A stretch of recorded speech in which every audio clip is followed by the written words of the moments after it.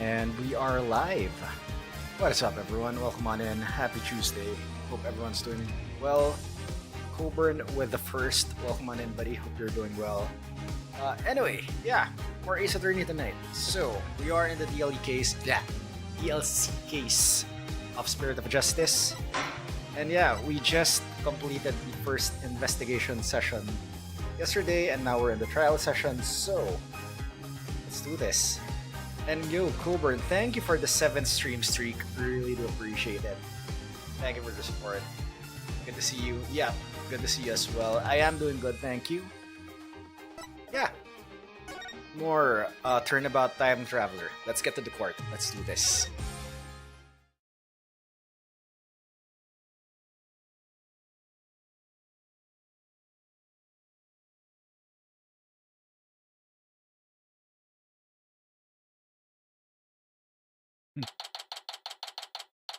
Alright, September 22nd, 8:45 a.m. District Court, Defendant Lobby number 3. Yay, I'm right. Good morning, Mr. Wright. Good morning, Ellen. I see you're still wearing your wedding gown. And I will continue to wear it until our marriage is saved. Oh, Soren. Oh, Soren's here. Do you think he came to see how she's holding up? Frying pan. Of course. Soren, my love, you came all the way to the courthouse just to see me? Oh, Soren, I don't know what to say. Blueprints. Huh? The engine blueprints. I can't find them. Do you know where they are? Oh, they're in your room, 3rd shelf from the bottom on the right-hand side. Ah, I see. He didn't even thank her. Wow, what an ingrate. He's leaving already? Don't tell me he came just to ask about some stupid blueprints. Is he really that cold of a person, or is that just how he comes off? I wonder.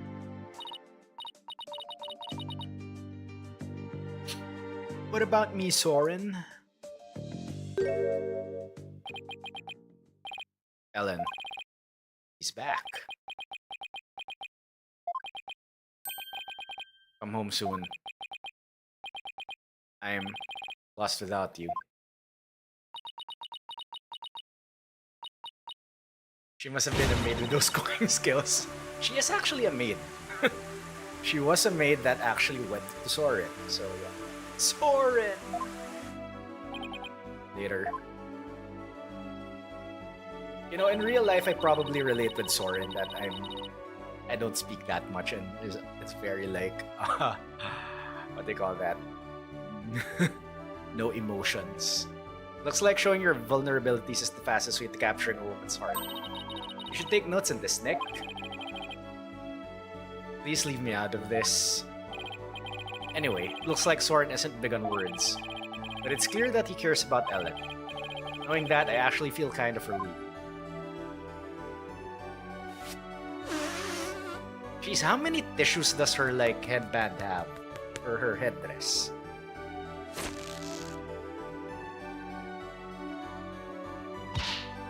Mr. Wright, I just absolutely can't be found guilty, you hear? Don't worry, I'm going to do everything I can to prove your innocence. Thank you, Mr. Wright. Trial's about to start, sir. Edgeworth. Knowing him, he's not going to yield an inch. So I've just got to fight with everything I've got and save Ellen. It's a Phoenix versus Edgeworth case. I mean, trial.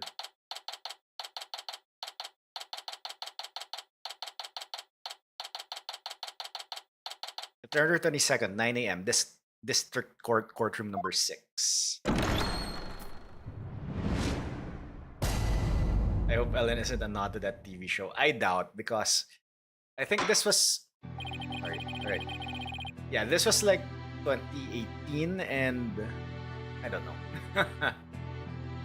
Anyway, court is now in session for the trial of Ellen Wyatt. The defense is ready, Your Honor. Prosecution has been ready for a while, Your Honor. No over-the-top opening statements from the prosecution. Yes. Seeing so many familiar faces gathered together like this, I feel as though I am at a grand reunion. Yeah, we are. Like it's Phoenix versus Edgeworth, we have Maya beside Phoenix, and the judge. We haven't had this in a while. It makes me want to go out for dinner and a drink and reminisce with all of you. Oh, that sounds like a great idea. I was dying for a real burger the whole time I was away. We could make it a welcome back party for Maya. How about it, Edgeworth? I have no intention of cavorting with my enemies. Now then, Your Honor, let us start this trial at once. Oh. Still not one for light-hearted banter, are you, Mr. Edgeworth? Jokes and good humor are beyond worthless in a court of law. Guess we'll just have to have the party without him then. However, were it after the conclusion of this trial, I might consider joining you for your little welcome back party. I certainly wouldn't mind an invite at the very least. He's still as emotionally constipated as ever, I see. Now then, Mr. Edgeworth, if you could please go over the details of this case for us. The victim was Dumas Gloomsbury, a servant in the Sprocket household. He was in attendance at the wedding reception that occurred from 7 p.m. to 10 p.m. Mr. Gloomsbury apparently felt some animosity toward Ellen Wyatt, and so, but after the reception ended at 10 p.m., he assaulted Miss Wyatt with the intent to kill her. The defendant fought back and ended up killing Mr. Gloomsbury. In other words, it was justified self-defense, correct? If that's the case, then the defendant might not be criminally responsible. He's right. Worst case scenario, I could go for self-defense to avoid the criminal charges. I wonder how Edgeworth plans to counter that, though. The prosecution's first witness will make my view on the matter clear, Your Honor. Very well. Bailiff, please bring in the first witness. It's gonna be Emma. Yep, it is.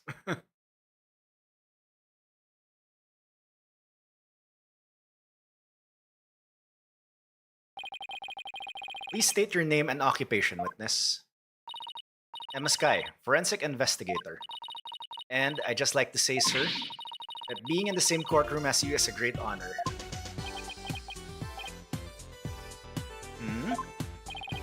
Oh, that's right. You're a fan of Edgeworth's, aren't you, Emma? We're good friends and all, Mr. Wright. But just this once, I intend to faithfully and fully testify for the prosecution. And I do mean that wholeheartedly. I expect no less from you. Yes, sir. I'm going to do my very best. Looks like you lost the popularity contest to Mr. Edgeworth, Nick. I really could care less, besides. She'll see who's the better lawyer once I win this trial. Yeah, maybe then you'll actually really care less. Now, Detective Sky, if you please.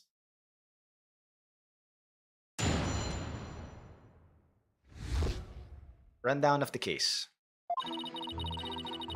The murder weapon was a clock called the Timekeeper. The victim was hit with it from behind and he fell over right into the lantern. The defendant was spotted then, standing in front of the body holding the murder weapon. The victim was struck twice, by the way. Wait, I don't have the autopsy report yet, right? He was struck twice? That's right, there's no mistake about it.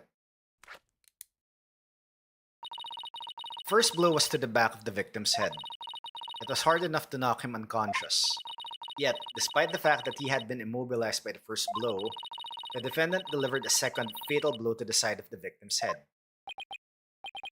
Which means what exactly?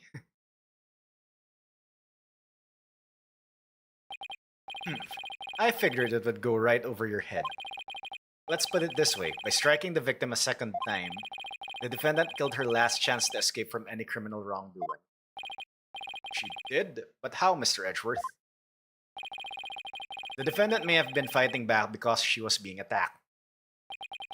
However, she then went on to deliver a fatal blow to a man who was already fully unconscious. Nick, is he saying what I think he is? I don't feel so well. And thus Mr. Wright has justified self-defense been removed. And thus Mr. Wright has justified self-defense been removed from the table. The prosecution intends to prove that the defendant killed the victim with murderous intent. Allow me to belatedly submit the victim's autopsy report.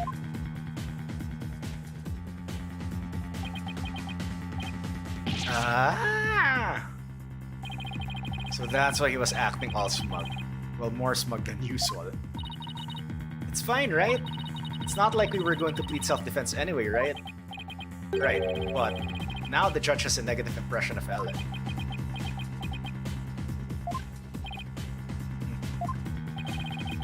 He may not get to prosecute much anymore, but he definitely hasn't lost his touch. Autopsy report added to the court record. Woo! Finally! Now then, Mr. Wright, you may begin your cross-examination. Alright, let's just check the autopsy report first. Time of death, September 20, 10 p.m. to 1 a.m. Cause of death, cerebral hemorrhage from a strong blow to the head. One contusion was found at the back of the head and one on the side. The blows were caused by the same weapon.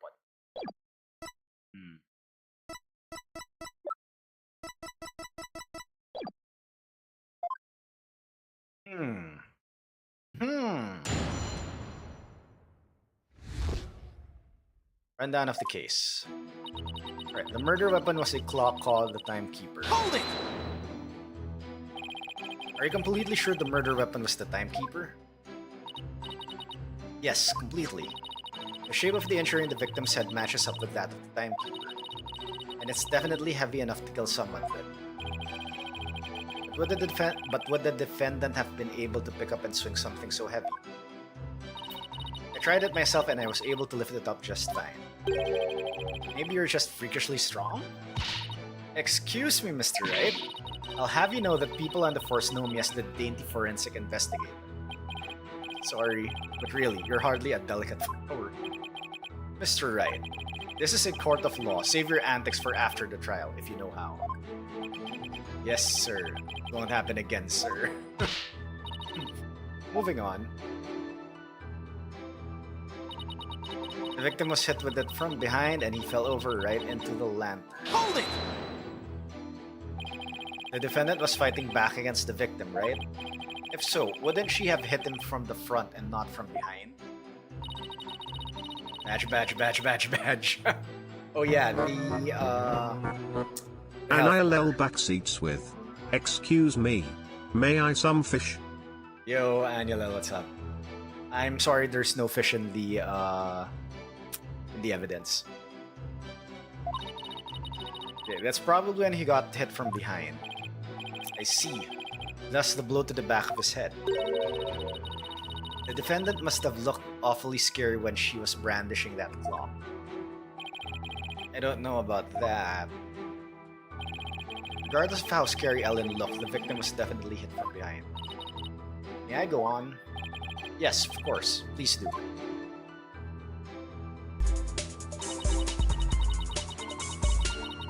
Yo, Annuel, thank you for being a fan. Really do appreciate it. Defendant was spotted then standing in front of the body holding the weapon. But that's only because she was so panicked when she found the body that she tried to use the Timekeeper to go back and Objection! Holy crap, Miles' voice changed. Mr. Wright, do you have any idea how absurd you sound? Miss Wyatt really believed she could travel through time with that clock. You really should have come up with a more credible story, you know. Yes, I agree. Me three, but it's all if I got to go on. Anyway, under the circumstances, yeah, he does sound different. The only conclusion we can draw is that the defendant killed the victim. Victim was struck twice, by the way. Hold it! Miss Wyatt must have had the chance to escape after she struck the victim the first time. So why would she stick around and hit him with such a heavy object again? Well, about that, Allow me to explain.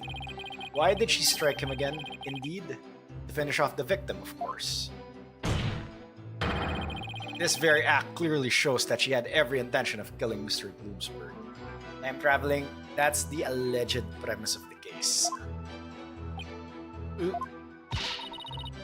But Miss Wyatt would never do a thing like that. Then let's see some evidence that disproves my theory.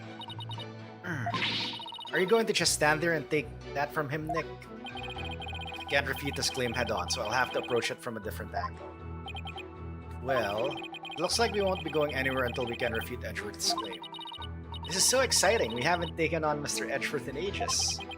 Yeah. Okay, Nick, now go get him. No need to rush me, Maya. Alright, I'd better start by comparing Emma's testimony with the evidence we have. And look for any glaring inconsistencies.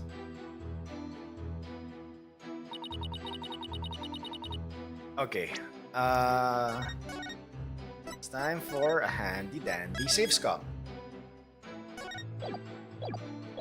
Alright, so I think it should be here.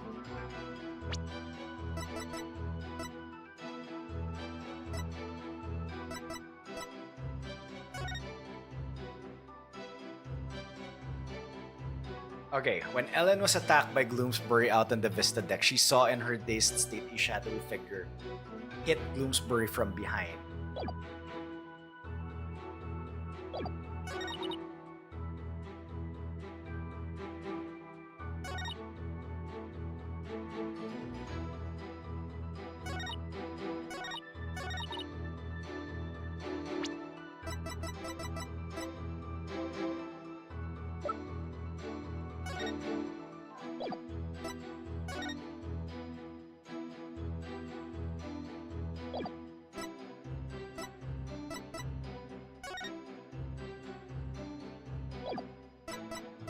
Okay, wait.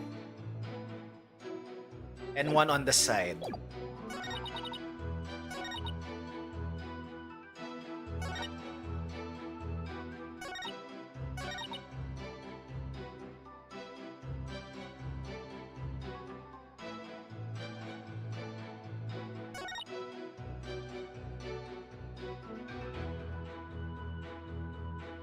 Standing in front.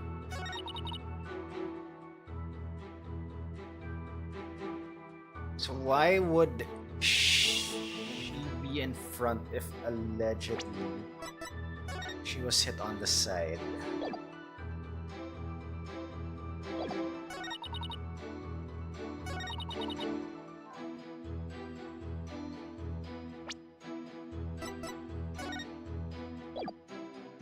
Objection! Damn it, it's not this.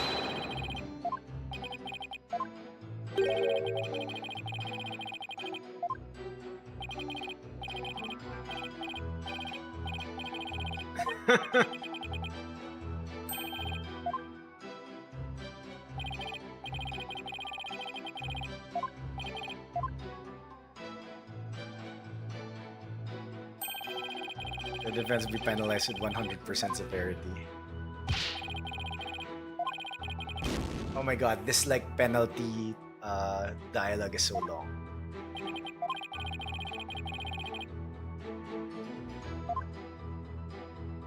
That's slow-mo.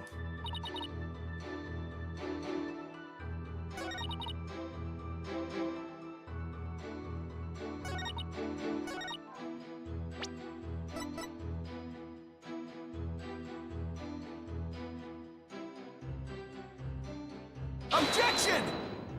Damn it.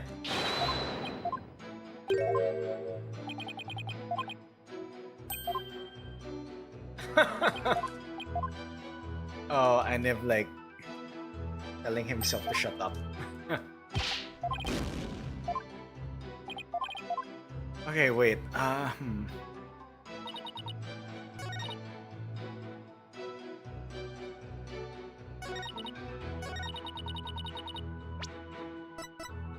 Objection!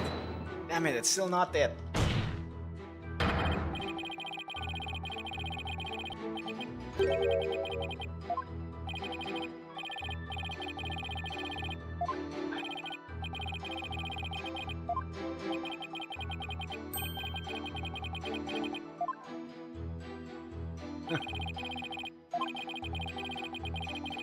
You're asking for a penalty. Not what I'm asking.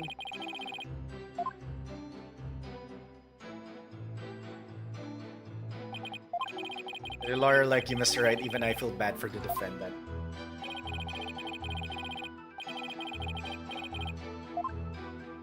Okay. The victim was struck twice.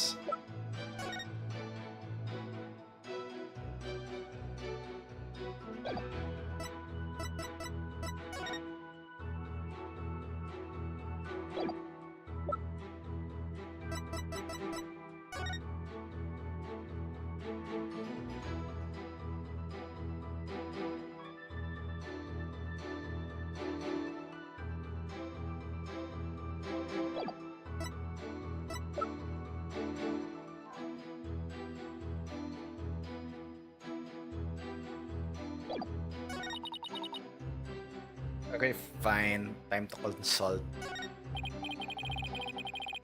What do you think we should do now, Maya? That one statement sounds awfully fishy to me. I was thinking the same thing. So now it's just a matter of deciding which piece of evidence. Percent, right? Yo, JR, what's up? Yeah, I'll take another look at the evidence and compare that statement. Okay, the victim was hit from behind and he fell over right into the lantern.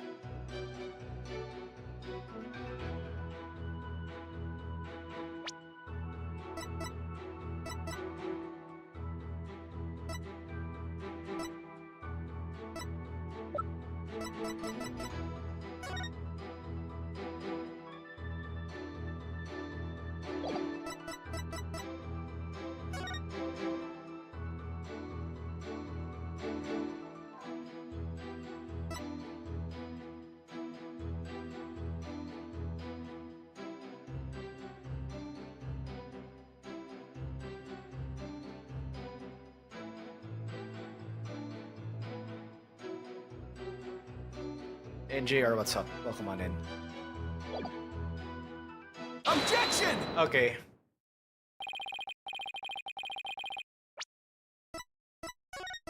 Load scum. So bad at this game. How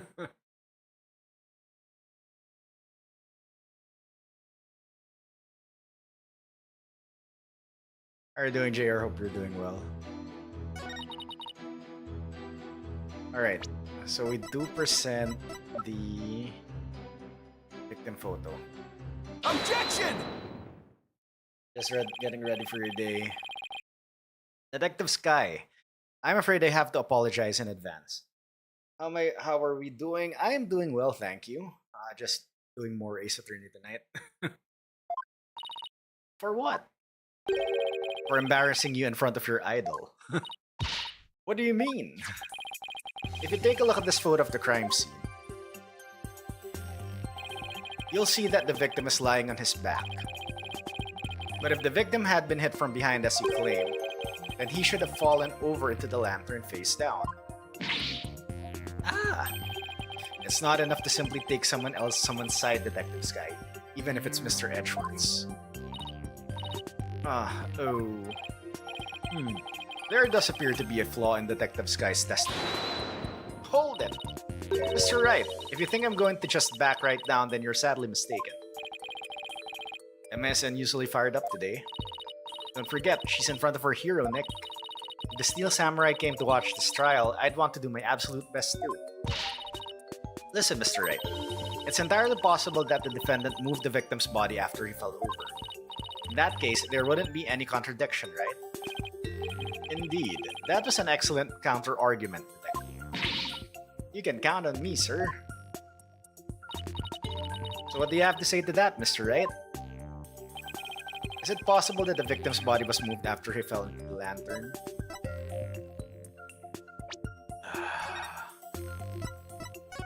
He's come.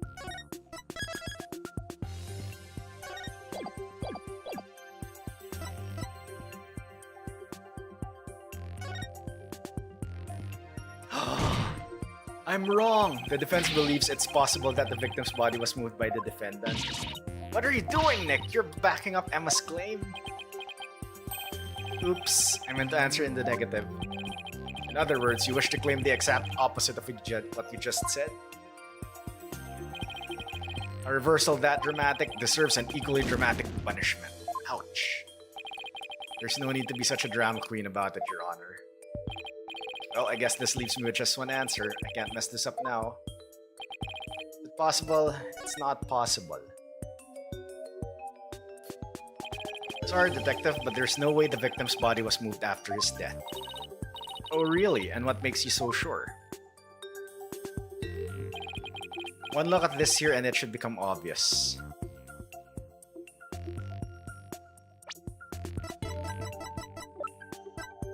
My god, what is this?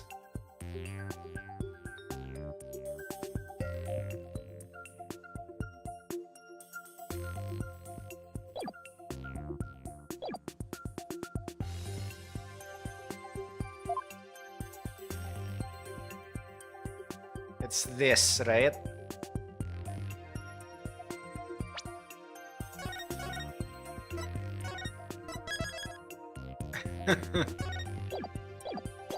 It's this like piece of wood on top of him.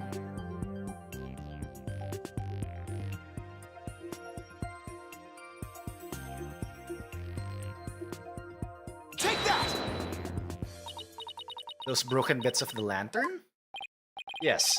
If the body had been moved after the fact, these fragments would have fallen off of it. But as you can clearly see, they're lying perfectly undisturbed on top of the body. This means that the victim must have been lying face up from before the lantern even broke. You're right! But wait a minute, if that's true, then when was the victim killed? I mean, the lantern was still whole during the reception, right? Right, which means we've just overturned a major assumption about this case. If the victim was already dead before the lantern was even broken, then the body must have been inside the lantern since before the reception started. In other words, the defense asserts that the victim was killed before the wedding reception. What?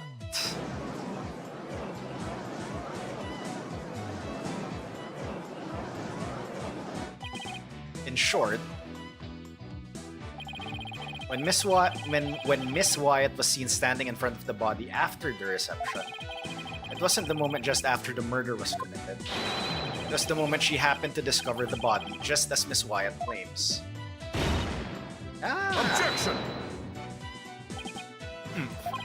Whether the act was committed before or after the reception is entirely inconsequential. After all, it was the defendant who prepared the reception hall for the event in question. Therefore, when the murder occurred, it changes nothing with regard to her guilt.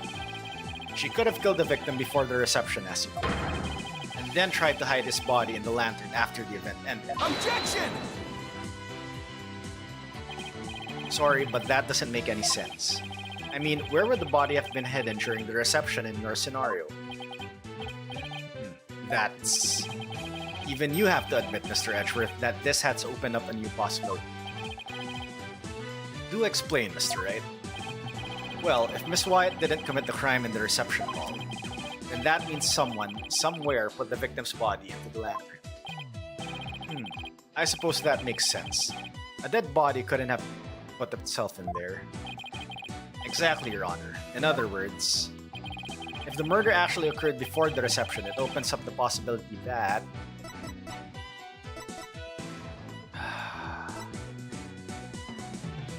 He was killed somewhere else, the defendant didn't do it, he was killed some other way.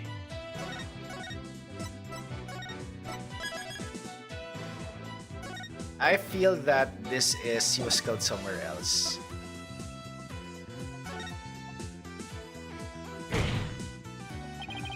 If the body was hidden inside the lantern, then it's possible that the body was moved along with it from somewhere else. Ooh, you're right. You can run that mouth of yours all you want. But do you have any evidence to support what's coming out of it, Mr. Wright? Of course I do. I think the answer lies in that piece of evidence and in something that was left at the crime scene that will point us to where the victim was really killed. Very well, Mr. Wright. In that case, what proves that the lantern and the body were moved from somewhere else?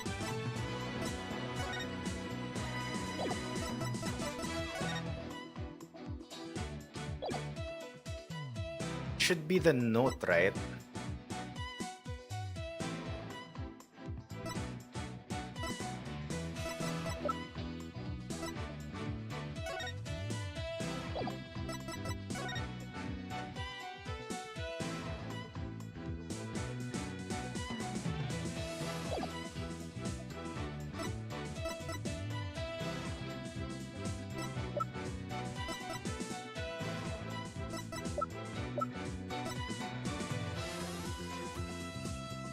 Oh, wait. It's the foot of the hole.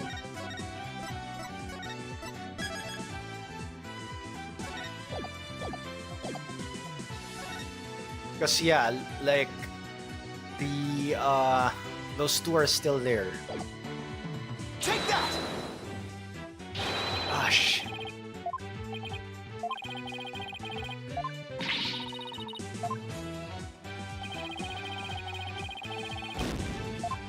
Damn it.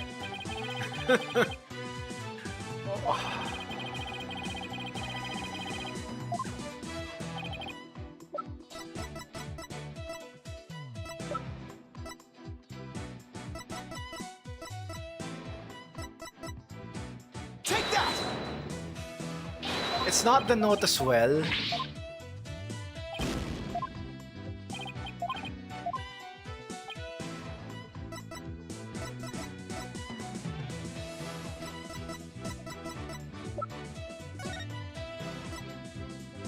Ah, my god, it's the flowers. Alright. Okay, gotcha.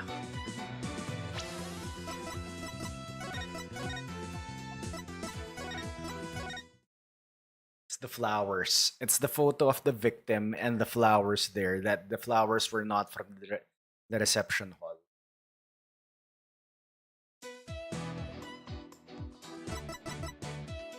Take that! Photo of the victim again? Yes. I'd like the court to focus on this thing right here.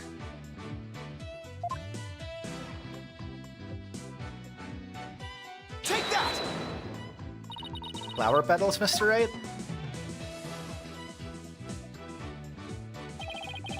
These petals are from a kind of flower that were not present in the reception hall.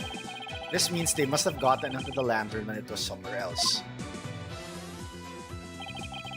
And just where do you propose this somewhere else to be, Mr. Right?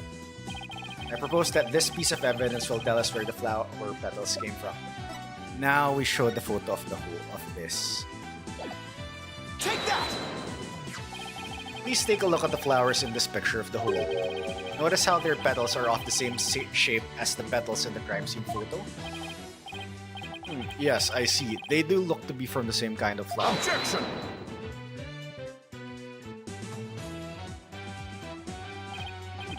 Is that really all you've got?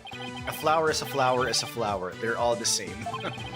I would hardly call what you presented compelling evidence. I'm afraid I couldn't disagree with you more, Mr. Edgeworth. I gave a flower of this type to my lovely wife once when we were young. So I can assure you that this very meaningful and compelling evidence. The soundness of my judgment in this matter is backed by nothing less than pure love. But Your Honor, let it go, Mr. Edgeworth. It's clear you don't know much about flowers. It's not like you have anyone you'd actually give any to after all. Ouch. But maybe you should study up on them just in case the opportunity presents itself. This is from the man who only knows the names of 3 types of flowers. That's hardly relevant to the case at hand. Wow. The defense asserts that it's highly probable that the victim was killed in the hole. If the body was then placed in the lantern and moved to the reception hall for some reason,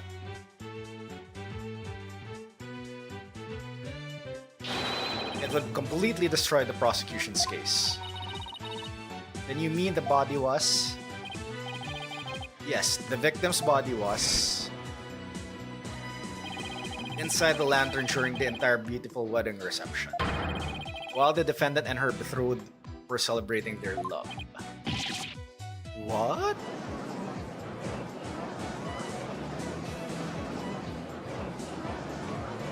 Objection!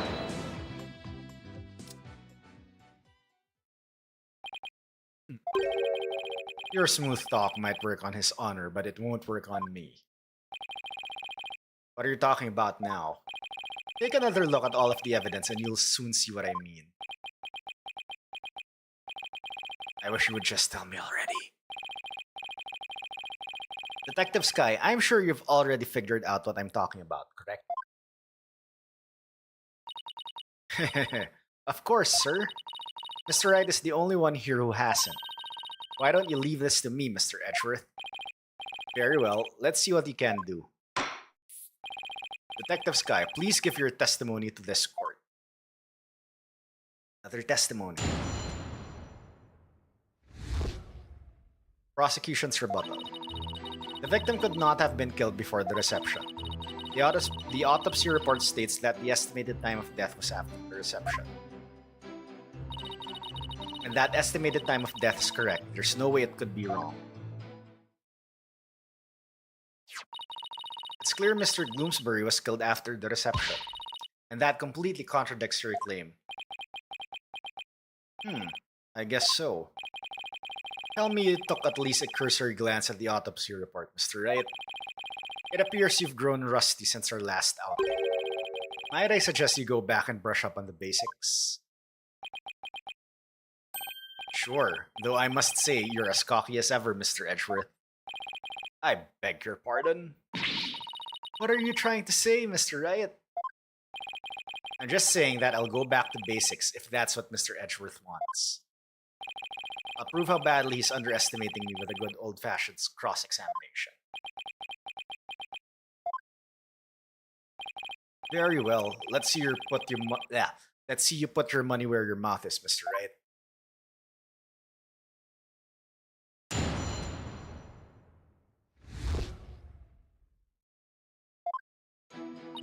Okay, the victim could not have been killed before the reception. Hold it! You sound pretty certain. You must have some solid grounds for making that claim, right? Of course I do. And you're going to feel silly when I show you what they are. Ready? Feast your eyes on this! The autopsy report states that the estimated time of death was after the reception. Hold it! I've read the autopsy report too, you know. Then you don't need me to explain it to you, right? How there's no way the victim could have been killed before the reception. Detective Sky, I think you've overlooked something big. I have? Why don't you take another look at the evidence? But I've already looked at all the evidence, and quite carefully too, I'll have you know. Detective Sky, do not be taken in by his verbal antics. He is simply bluffing as always. Right, sir.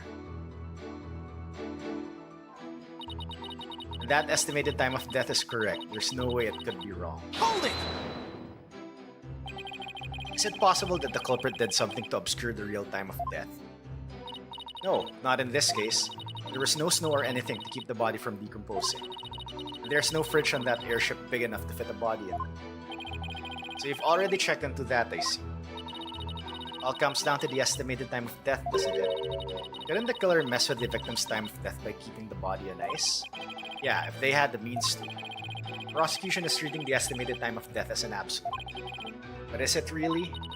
I take it you don't think it is, huh, Nick? In that case, we're going to have to find a way to convince them otherwise. Yeah, there's gotta be a way somehow. Alright.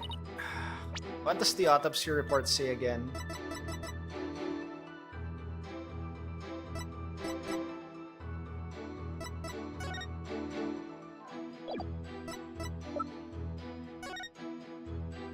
"10 p.m. to 1 a.m.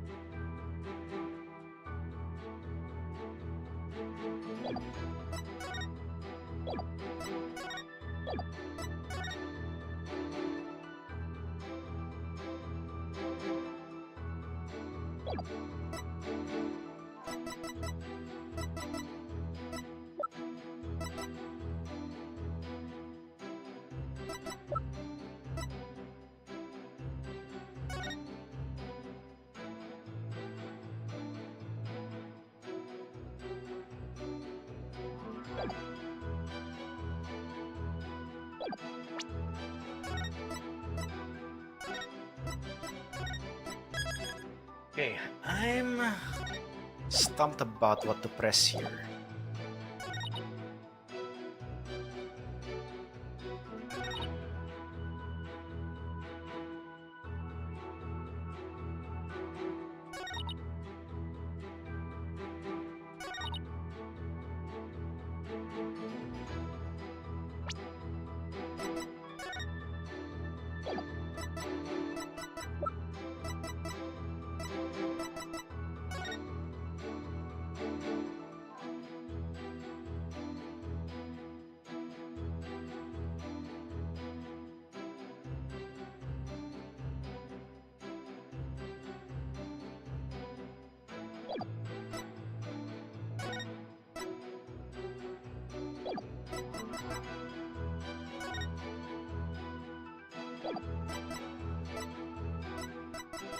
Okay, autopsy report is 10 p.m. to 1 a.m. However, Mai and Phoenix are rebutting that it could have been any time before that, or the time of death is absolute. I'm not sure if the thing behind them is a clock.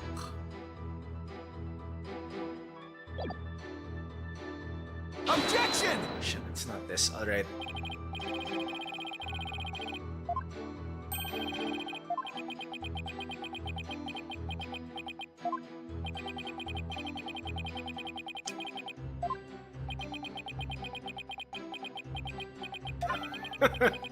It's not speaking up at all, is it? Maybe it's being shy. Your evidence has said nothing at all, but your choice of tactics speaks volumes about your defense. Even I knew that wasn't a very smart move, Nick.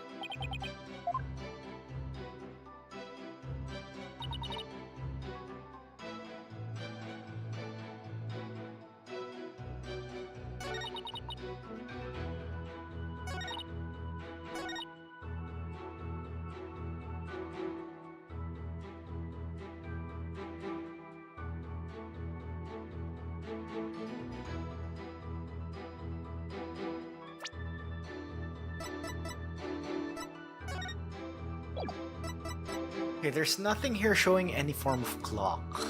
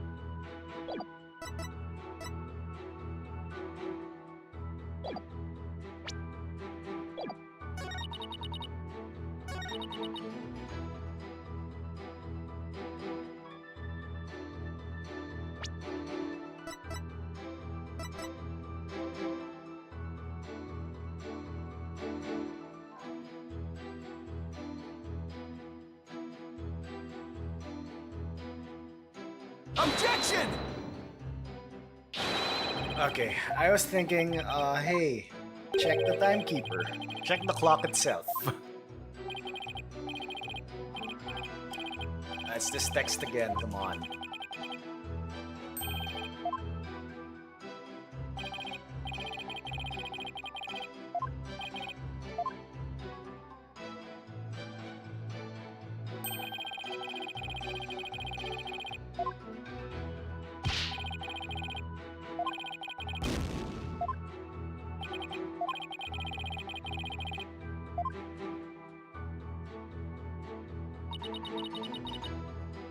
Okay, consult time. So, what do you think? That one statement sounds awfully fishy, Nick. Yeah, I was thinking the same thing. So now it's just a matter of deciding which piece of evidence to present, right? Yeah, I'll take another look at the evidence and compare it to that statement then. Alright, that estimated time of death is correct. There's no way it could be wrong. So what is...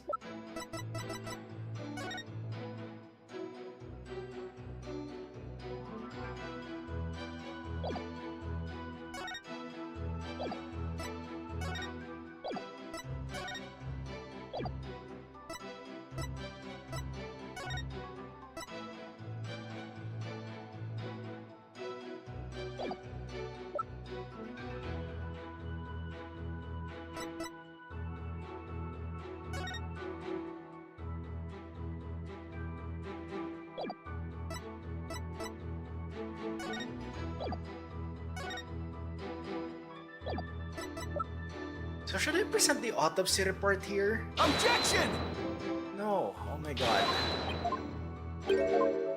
Alright, so it's that statement, but... What?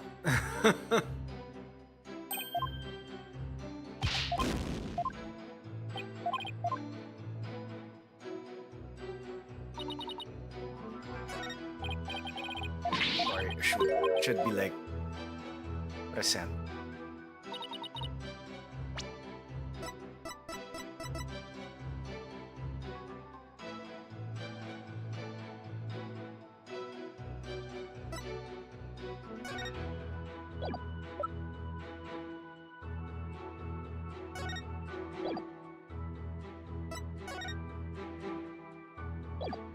Objection!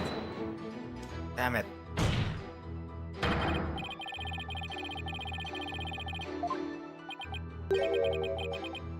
Alright.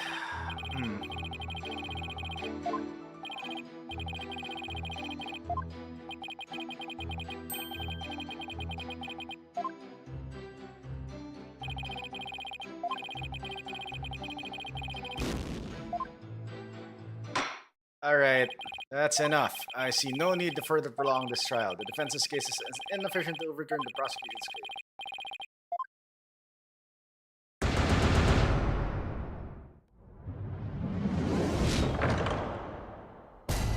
Guilty.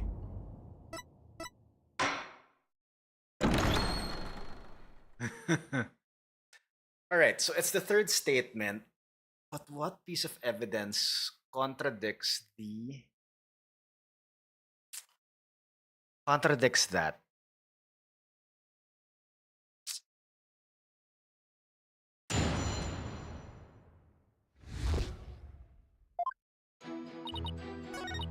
Okay, it's this one. All right, you know what? Let's have a clean save scum.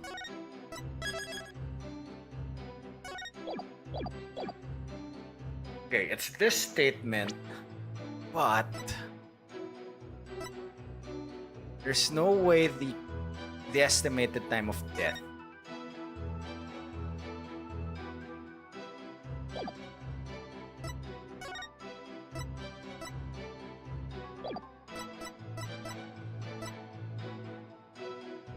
It's gonna be the lantern, isn't it? Objection! It's not the lantern, damn it.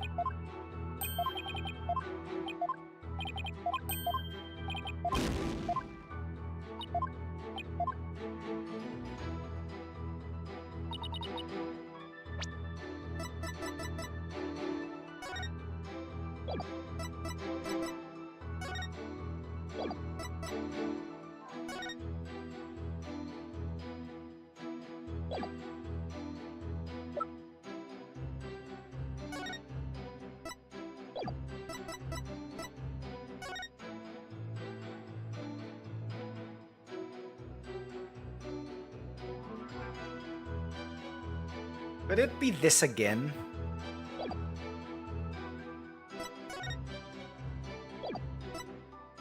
Objection! Damn it.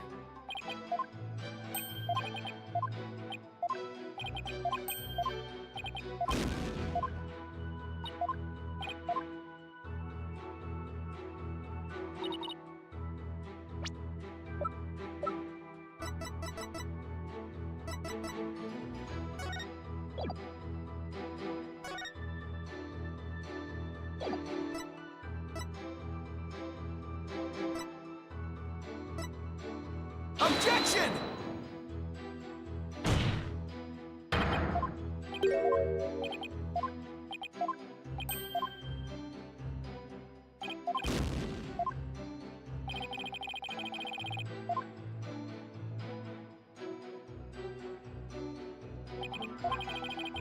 Hmm.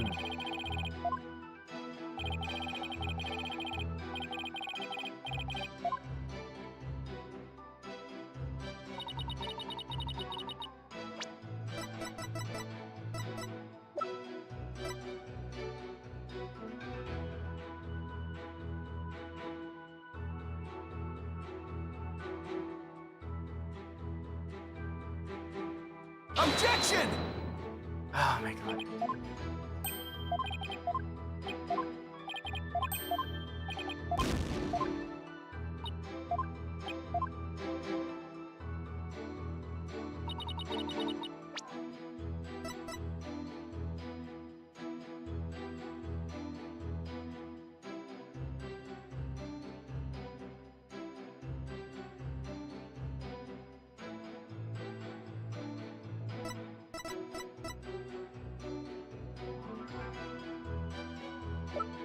I already did the autopsy part. I did the hold photo. This probably won't matter. This won't matter. I did this. I did this. I didn't do the note. Objection! Damn it.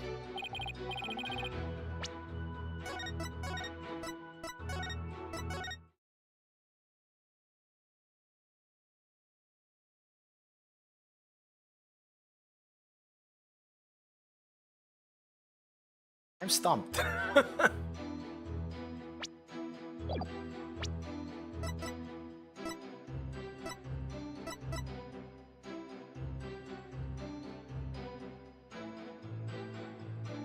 No, don't snooze, don't snooze. I haven't done either this murder weapon or the fog machine. Objection! Damn it. Is it the fog machine though?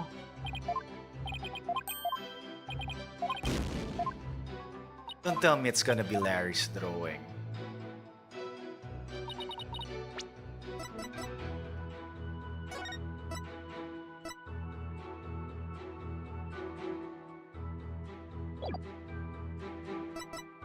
Objection! It's the fucking fog machine. What? How is it the fog machine? Alright. I admit that the estimated time of death does contradict my theory. Finally, and that means your theory that the victim was killed before the reception is still entirely possible. Huh? What makes you think that? The killer could have falsified the time of death by using a certain item in the reception hall. Please take a look at this. And what is that contraption, Mr. Wright? It's a fog machine, Your Honor, used to create a special romantic atmosphere in the hall. And this machine could have been used to falsify the time of death. Get fogged. Yes, I was completely fogged by that. Yes, Your Honor. Because this machine uses dry ice to perform its magic. Oh. Alright. Yes, the super cold stuff commonly used to make theatrical fog, right? I see. So your claim is that this dry ice was used to keep the body cold? Oh. In that case, I guess the victim could have been killed before the reception.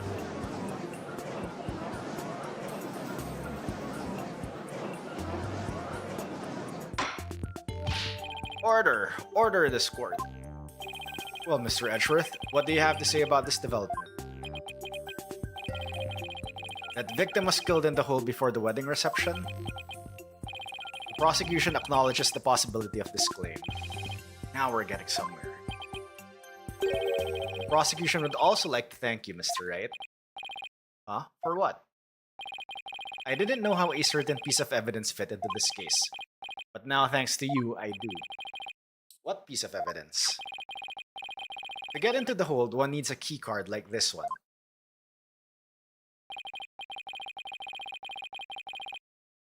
And here we have a record of those who entered the hold with such key cards. The times aren't specified, but these are the last 3 entries on the day of the murder. And as you can see, the last person to enter the hold that day was the defendant. What? So the one who moved the body out of the hold must have been. That's right, it was none other than the defendant. Hold entry record added to the court record.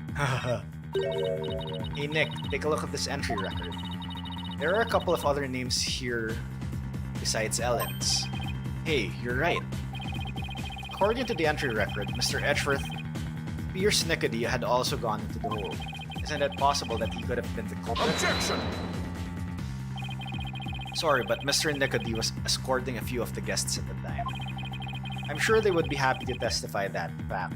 Like, think me cocky all you like, Mr. Right, but my confidence is really misplaced. Now then, it's probably safe to assume that after killing the victim in the hole, the defendant moved his body to the hall in order to dispose of it. Alright, as we're starting, I will take a very quick break, so I'll be right back.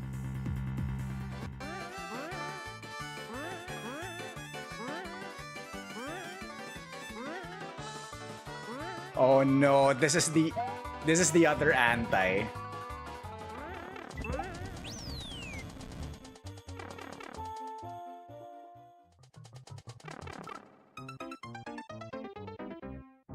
GG on CP1. GG.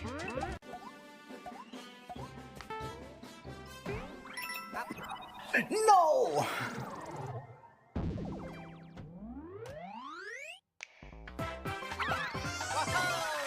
I only got incredible.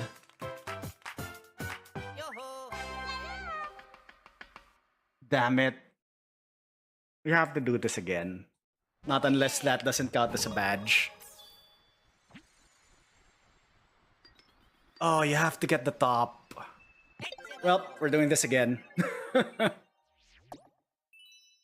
You have to get wonderful. Get in!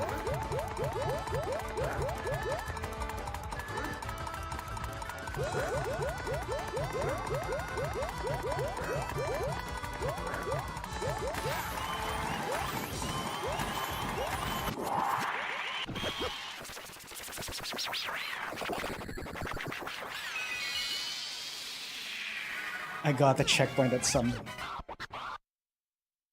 point.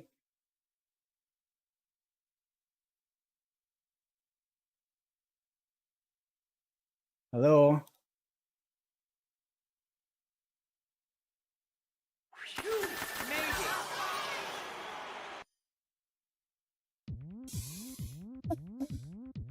Wow, my god.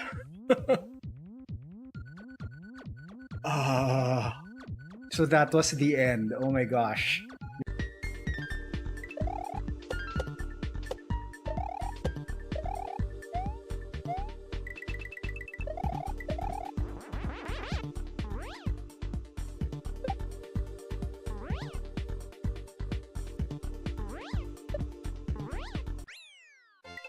I fluked that. I panicked, then I fluked. That was a fluke, but I don't care.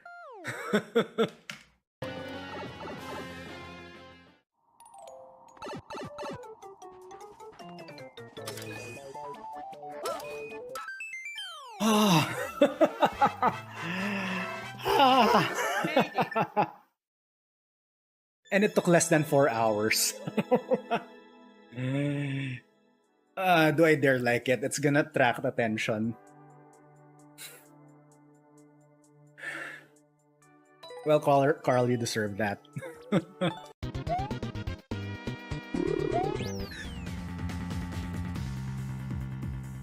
And we back.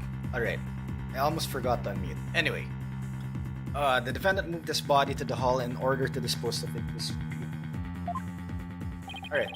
What do you mean by discreetly? The defendant volunteered to take care of the reception's cleanup personally. That means she would have had the chance to dispose of anything in any way she wanted. Thanks for the help. No worries, Niv.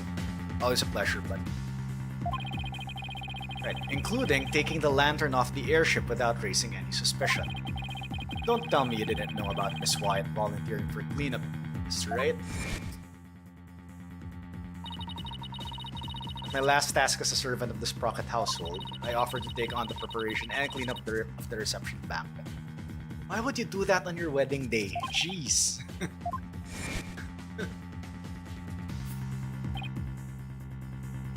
Gah. Look at you, sweating buckets like a rookie, even after all these years. Nevertheless, thank you for proving that the only person who could have killed the victim in the hole is Ellen Wyatt. Ah! Great job, Phoenix. Now we're back to square one.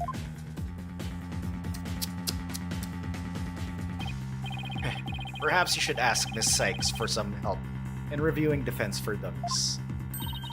Way to go, sir! You've got Mr. Wright in a cold sweat. I wonder if maybe the promise of seeing that miserable look on his face is what brought me back to court today. It certainly made all of my stress and woes as a chief prosecutor just melt away. I guess he had a lot of stress built up. I'll give him something to stress over before we're through today. Your Honor, the prosecution asks that you render your verdict at this time. Before that man over there tries to throw the court into chaos with his meaningless bluffs. I see. Mr. Wright, are there any last meaningful bluffs you'd like to present to this court? Ouch. Why does he have to assume it to be a bluff? Nick, hurry up and throw a good one out there. I will. Well, alright then. Let's see. I've got it. How do you know it was Miss Wyatt who used the key card? Edgy's facial expression's good in 3D, although we'll say his 2D sprite version is probably better, yeah. I think the sprite versions are probably better since it has that, like, retro feel if you've played the original games. Although, as much as possible, they try to reuse the same, like, expressions with the 3D version. He does do the eyebrow raised one point. How do you know it was Miss Wyatt who used her keycard? After all, if it turns out that somebody else used her card, it would mean Miss Wyatt didn't do it. Interesting. And are you able to prove this bluff to be true? I assure you I'm not bluffing, Your Honor. Well, now what? Wait a minute, Nick. I can think of a certain somebody who might have used Ellen's keycard. You can? Remember? The one who was sneaking around the hole in spite of not being a family member. Oh, that's right. Yeah, why do you have this? Taken by Larry. Your Honor, the defense would like to call a certain witness to the stand. I need the testimony of this person who may have entered the hole with Miss Wyatt's keycard. It's the Butts. Take that! That's your witness? Are you saying that numbskull was on the airship?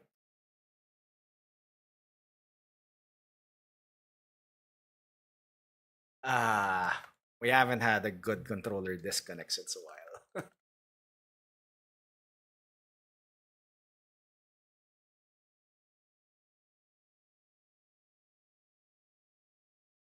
Oh, come on.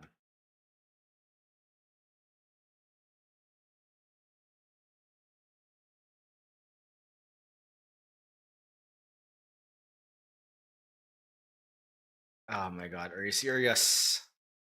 Reconnect.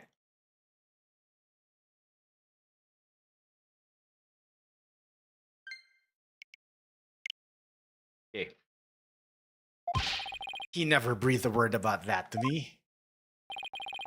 That's not surprising because Mr. Nickody told him to keep quiet about it. But Mr. Butts himself admitted it to me. He claimed to have found a way to sneak into the Flying Chapel's hole to see Miss Wyatt. This photo he took and gave to me as proof. Controller ruining the game. Then was it he who moved the lantern with the body inside to the reception hall? You know as well as I that with him, anything is possible. And this is one possibility we should definitely look into. I can't believe this. What in the world is he doing mixed up in this? Come on, Mr. Edgeworth. Remember what we've been saying since elementary school? When something smells, it's usually the Butts. Exactly. Gah, that Larry, he'll pay for this. Well, if you want to extract your payment now, he's right up there in the gallery.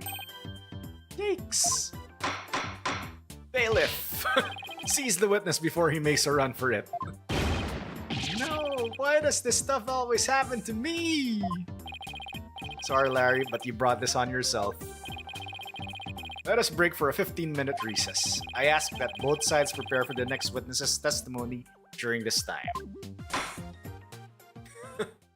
Oh, Larry.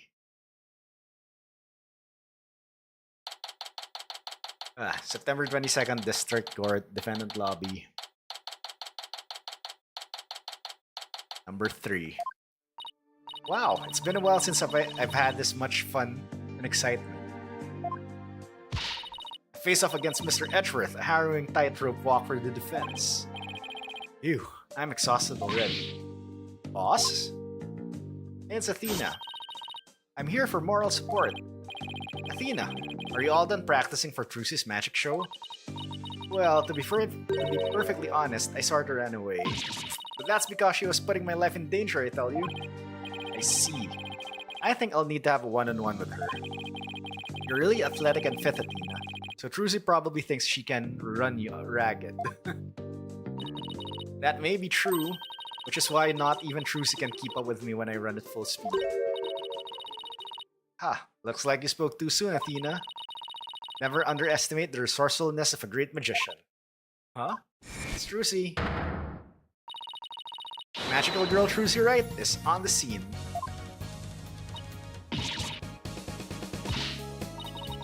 Now, Athena, it's time to practice human combustion magic. Go on, douse yourself in this gasoline. But don't worry, it's a magic trick after all, so it's perfectly safe.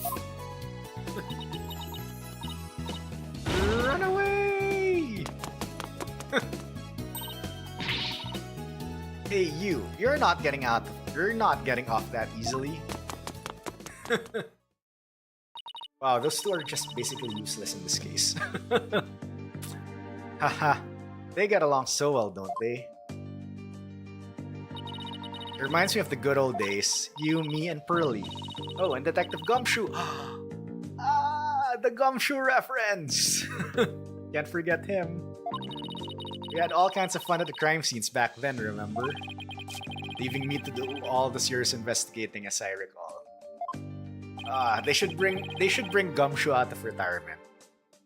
Come on, Capcom, Ace Attorney 7. Bring back Gumshoe. And Franziska.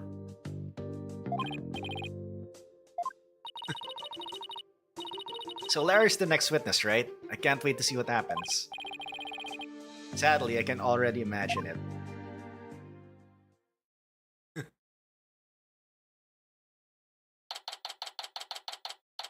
September 22nd, District Court, courtroom number 6.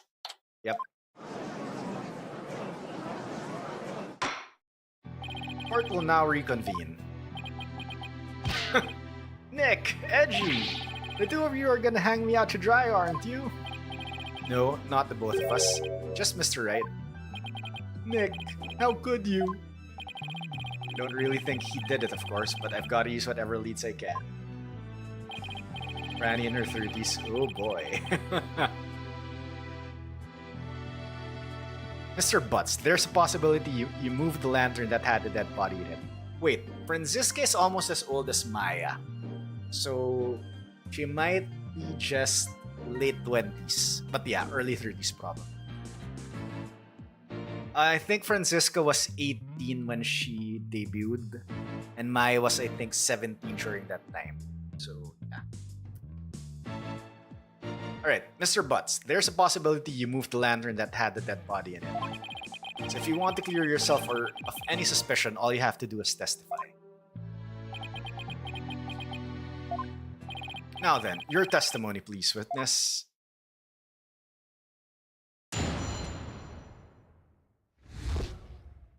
Nick is a jerk face. Wow. Nick, you big fat stinking jerk. How can you doubt your best bud? We've known each other since elementary school. Well, get this, pal. Our friendship's over.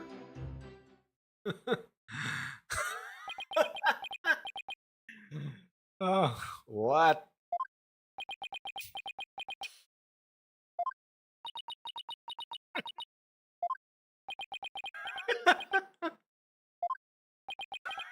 It's all dot dot dots. Well, go ahead, Mr. Right. He's all yours. Why me? You're the one who called him to the stand, so he's your responsibility. Thanks, old chum. Can't any of you show me a little respect, even just a shred? You may cross-examine the witness, Mr. Right. I would if there were any testimony to cross-examine.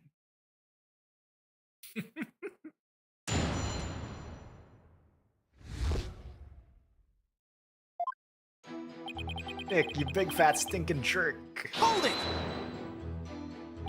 Come on, Larry. Can't you please give me something real to work with? Don't think I don't know about your tricks. If I say something careless, you're gonna shove some evidence at me with a loud objection and a super smug look on your face. Well, that new finger-pointing animation from Larry's new. Yeah, well, that is my job. And if I get found guilty, how are you gonna take responsibility for what you've done? Why should I take responsibility for just doing my job? You heartless jerk. Don't you have any compassion for me? How can you doubt your best bud? We've known each other since elementary school. Hold it! I'm sorry, Mr. Butts, but if it wasn't Miss Wyatt's... if it wasn't Miss Wyatt that entered the hole with that card, then you're the most likely suspect. Nick, are you seriously doubting the innocence of your old childhood friend? Well, technically, yes. But it isn't personal, I assure you. Oh, a true friend would believe in me no matter what. Can't you see my tears? Don't they mean anything to you? Nick. Nick! You don't really think you can cry your way out of this, do you? Okay, fine. In that case... forget this pal, our friendship's over. Hold it! Larry, listen to me. Shut up! I'm not talking to you anymore. This is getting us nowhere. Come off it, Larry. If you don't quit fooling around and start testifying, Miss Wyatt will be found guilty. For real? If no new information comes out of this cross-examination, then yes, Mr. Butts, for real. Not that I would have a problem with that myself. Larry, just tell us the truth already. Did you or didn't you go into the hold and move a lantern up to the reception hall? I never moved any bull lantern, I tell ya. Bull lantern? What? Did I say something weird? You told me that you didn't attend the wedding reception. Can you believe they told me only family and relatives could attend? They wouldn't even let me into the reception hall. Yeah, so what? Then that's odd. No one in this courtroom ever mentioned the sex of the lantern that was moved. So how could you know that it was a bull lantern? You didn't have to actually go to the reception to know that. Anyone could tell there were two Pegabulls by looking at the Flying Chapel's pamphlet. All I can tell right now is that there's a strong scent of bull in the air here. Please add that last statement to your testimony, Mr. Butts. Anyone could tell there were two Pegabulls by looking at the Flying Chapel's pamphlet. Alright, let's press this first before trying to check the court record. Alright, Pega Cow and Pega Bull. Pegamoo mascots. Alright, there's a cow and a bull. Alright. Seriously, Larry, if you're hiding something, you'd better fess up now. I'm telling ya, I don't know nothing. Why do you have to doubt me so much? Why? Because you're you, that's why. Edgy, you think Nick's being awful to me, don't you? So you tell him. Tell Nick what a big meanie he is. I would, if I thought he was being one. Not you two. Why doesn't anybody ever take my side? Wish I didn't have to doubt him, but something about what he just said doesn't add up. Finally got a decent statement out of him, huh, Nick? Yeah, finally. Sure took a lot of work, though. I hope all of this leads somewhere. Okay. There were two Pegaballs by looking at the Flying Chapel's pamphlet. However, it says here it's a Pegaball and a Pegacow. And it says here Pegamoo mascots. Alright. Objection! I want you to take a look at this, Mr. Butts. He said pamphlet earlier also. Because unfortunately for you, the pamphlet clearly shows a Pegacow and a Pegabull in their example diagram of the reception hall. Huh? But on that day, instead of putting a Pegacow and Pegabull out for the bride and groom, there were two male Pegabulls on display.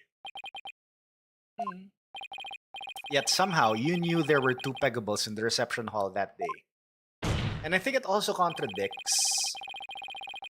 It also contradicts like this photo that Larry took, that there was both a bull and a cow. Alright. There's only one way you'd know something like that, Larry. It was you who moved the Pegabull to the reception hall, wasn't it? Ah! No. Larry, you didn't. Mr. Butts, did you move the lantern containing the victim's body to the reception hall? That's what it looks like. What?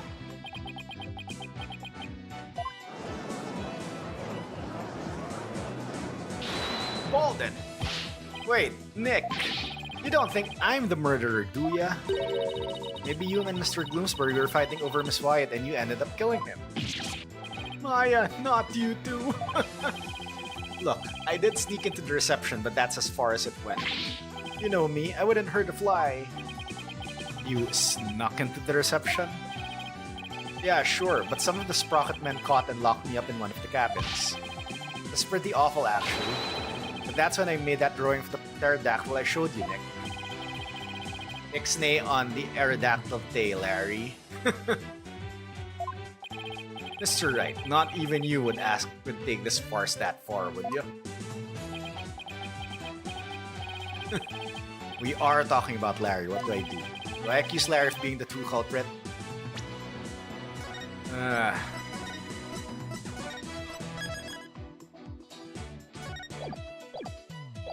Okay. Accuse him! I guess I have no choice but to accuse him. Wait a minute. But Larry didn't have any reason to kill Gloomsbury. No, you're right, Mr. Edgeworth. Mr. Butts didn't have a reason to kill Mr. Gloomsbury. He might have had an imaginary reason to kill Soren Sprocket, sure, but not Mr. Gloomsbury. After all, he did steal Mr. Sprocket's bride and tried to elope with her. Just cause I tried to steal somebody's bride doesn't make me a murderer. I believe you, Larry, and I don't think you killed anybody either.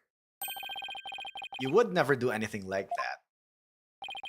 Nick, old buddy, old pal, I knew you'd come through for me. Funny, that considering your sworn testimony just now that we were through.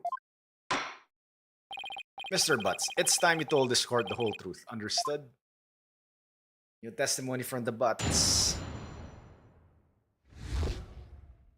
Moving the lantern. It's just like Nick said, I'm the one who moved the lantern.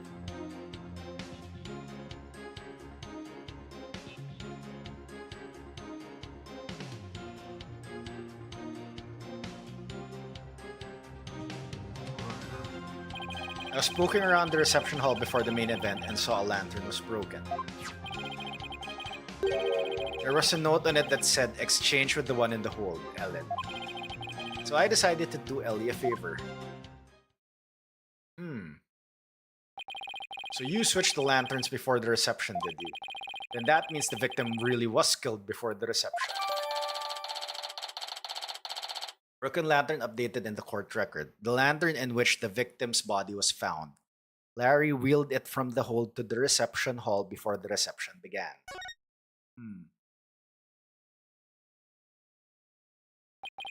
It would appear that Mr. Butts completely fell for the defendant's scheme. Scheme? What scheme? This note from the defendant. Exchange with the one in the hold, Ellen. Mr. Butts moved the lantern with the body in it up to the reception hall because of this note. And thus he has become a suspect in Mr. Gloomsbury's murder. That second lantern did feel pretty heavy. But I never would have thought there was a dead body in it. What does a note like that doing on a lantern in the first place?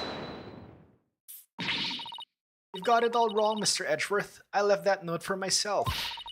It was simply a reminder because I can be very forgetful. Objection! What a sorry excuse, Miss Wyatt. The prosecution contends that this note shows one facet of the defendant's murderous plan. And you, Mr. Butts, you played right into Miss Wyatt's hands. No way, Edgy, I don't believe it. Objection! Do you still really believe Miss Wyatt to be the culprit, Mr. Edgeworth? Of course. My stance in the matter remains unchanged. If you think I'm wrong, then prove it with your cross-examination. Gladly. Very well, Mr. Wright, you may cross-examine the witness.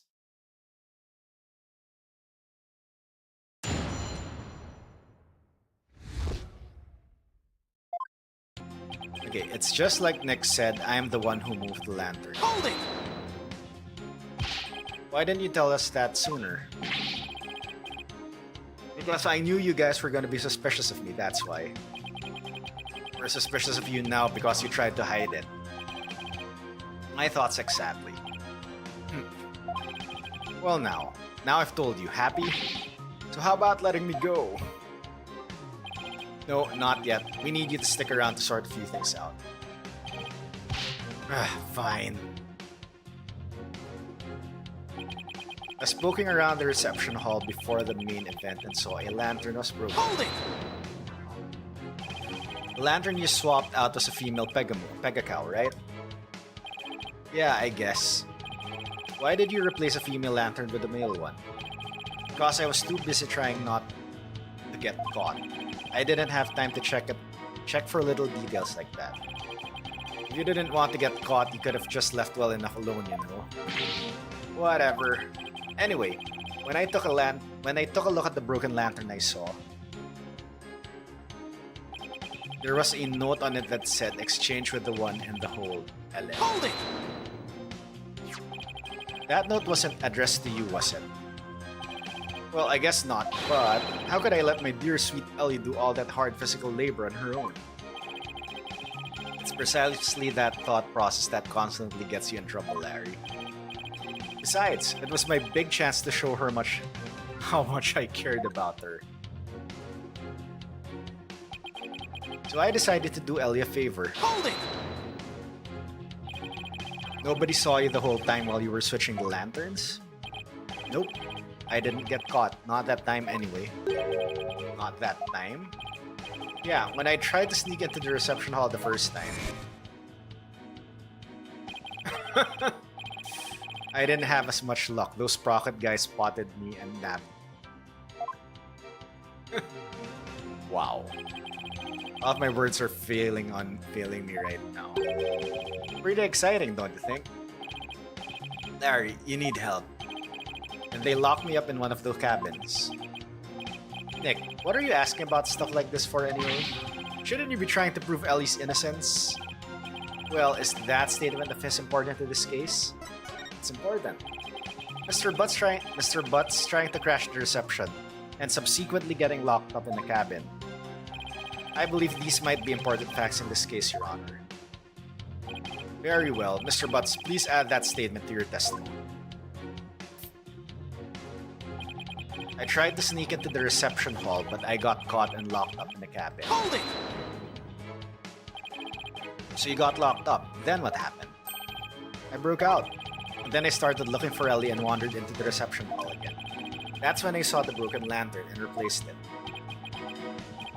Even after they caught you and locked you up, you still went looking for Miss Wyatt. But hold on a minute.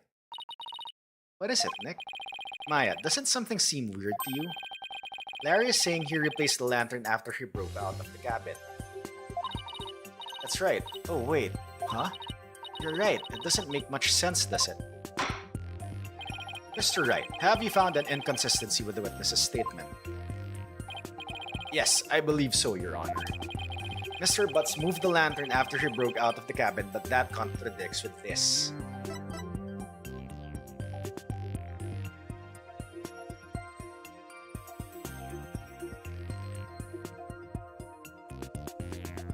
It's his photo. Right?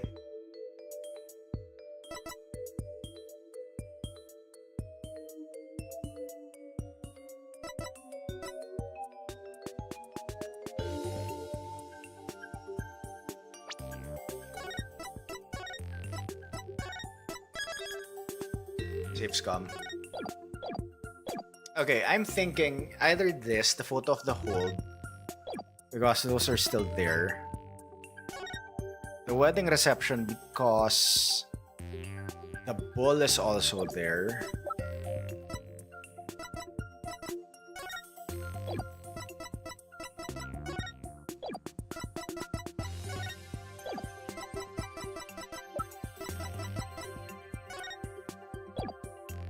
Take that! And in what sense does that piece of evidence contradict the statement? Doesn't contradict it at all, does it? Indeed. Don't mind me, Your Honor. It looks like I just made a tiny mistake. Oh no, we're gonna have to do this cross-examination again.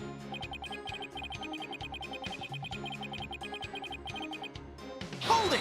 Okay, I think it's gonna be the...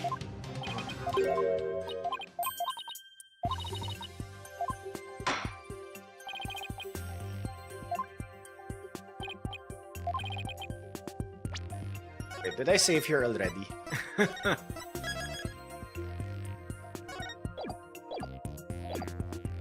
I think it's gonna be his image. Take that! Ah, shoot, it's not the image. It's not the image, it's not the... It's the hold photo. It's the hold photo. Hold it!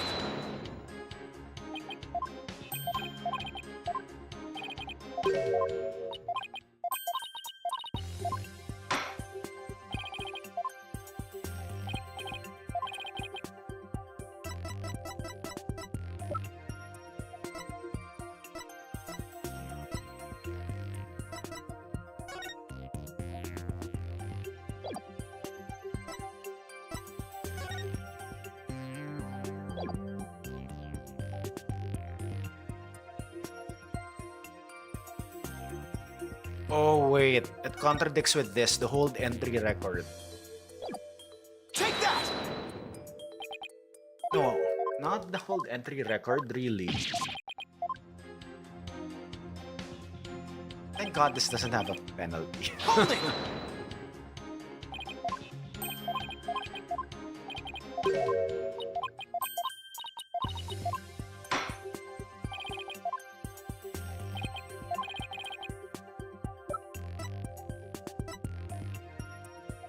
Take that! It's also not the hold photo, really.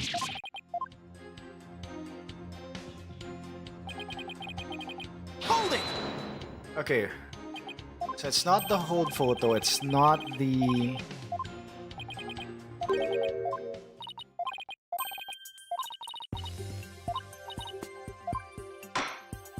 Okay, let's get back to that. Alright. So... It's not the reception photo, it's not the Larry's drawing, it's not the hold photo, it's not the hold entry record.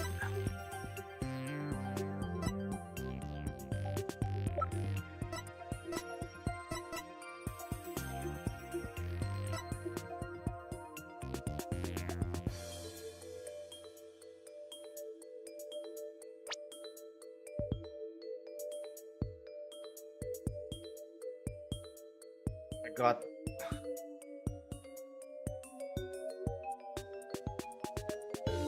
Okay, wait. I tried to sneak into the reception hall, but I got caught.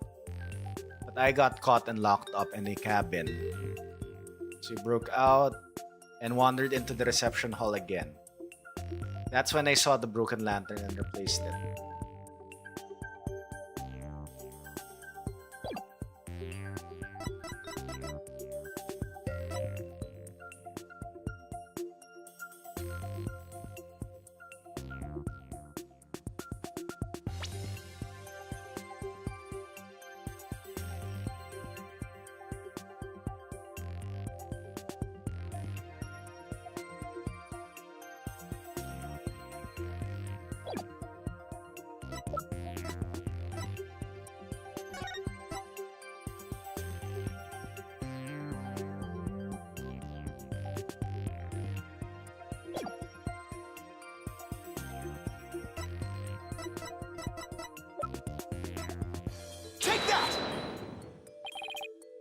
Okay, is that?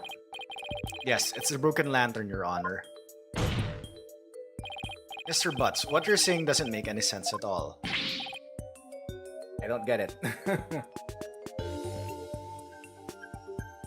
What? Why not? You swapped the lanterns before the reception began, right? Yeah, that's what I said, isn't it? But you also just said that you swapped the lanterns after you got locked up in the cabin for trying to sneak into the reception. In other words, you're saying you swapped the lanterns both before the reception and after the reception took place. That certainly doesn't make sense, does it? Does it? Mr. Butts, did you swap the lanterns before or after the reception? Which was it, before or after? There's a world of difference between the two. Well, Mr. Butts, I guess I can't expect guys like you to understand. In a nutshell, it was both before and after the reception. What? I tried to sneak into the first reception and got locked up. The first reception? Uh-oh, I don't like where this is going. Then, through the power of Ellie's pendant, time got rewound and we went back to the time before the reception. It was after that when I replaced the lantern. So it was both before the reception and after the reception. Get it? We went back into time to before the reception, so of course the reception would take place one more time after that, right? That's why what I said makes perfect sense. Mr. Wright, what in the world is Witness talking about? Has he developed some sort of intellectual ailment I'm not aware of since I saw him last? Well, none of the sprockets seem to remember the time skip, but I do. And Ellie remembers it too. I think the power of our love for each other made that miracle happen. Mr. Wright, I'm sorry, but could you please translate this man's gibberish so that the rest of us can understand? So now I have to be the one to explain about the whole time travel thing. Go on, Nick. I know you can do it. Looks like you don't have much choice, Nick. The heck with it. I can't lose any more of my dignity today anyway. The defendant, Miss Ellen Wyatt, has told the defense the following strange story. She said that after the reception ended, she was attacked by Mr. Gloomsbury. She claims that, as she was being assaulted, she made a wish upon her pendant. Please take me back to that blissful moment. In doing so,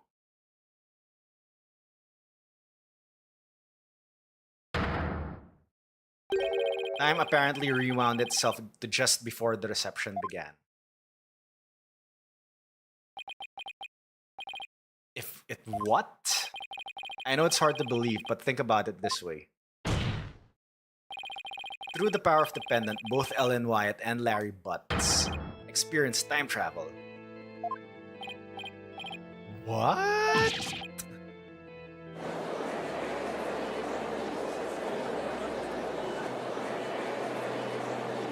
Objection! What absolute rubbish.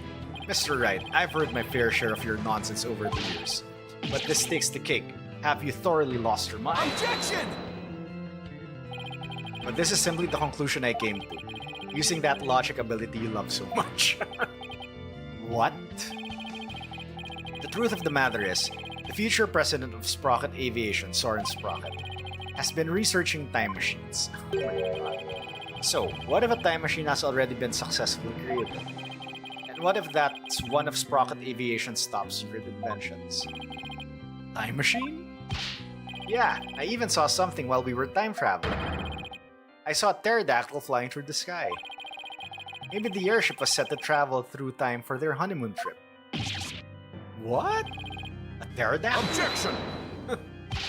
You can't possibly have any evidence to back up your ridiculous time travel story. Well,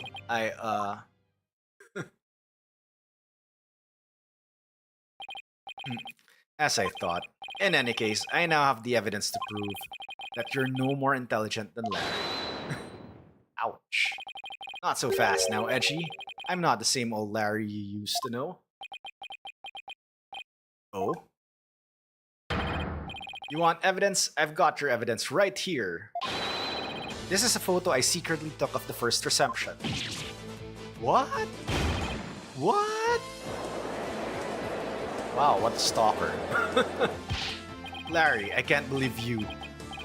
Well, anyway, good job. If we compare the photos of the first and second receptions and can find a difference, then we'll be able to prove that the reception was held twice. But do you really think such a difference exists? Yes, Your Honor. I just need some time to find it for you. This is preposterous. He did have the hots for her, didn't he? Oh. It's still stalking. Very well. Please show the court what's different then.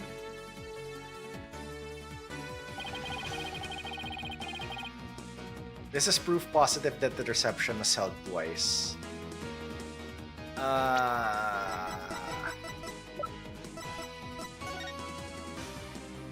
Okay, it's her bouquet. Her bouquet was yellow here. It was red there. Right? We don't have like we don't have a picture of the bowl or the lantern, but it's the bouquet.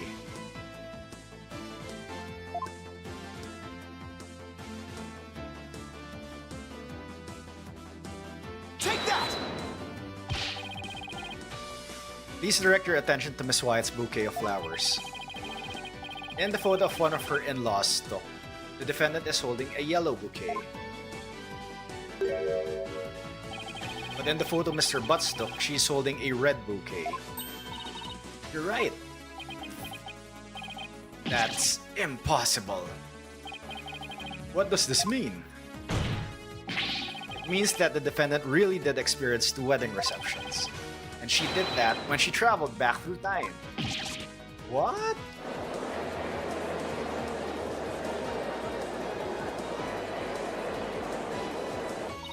Nick, you did it. You proved Ellen's time travel story to be true. Yeah, I can hardly believe it myself. It's just as Ellen said, the reception was held twice. This turns every assumption we've based this trial on upside down. Objection! Edgy.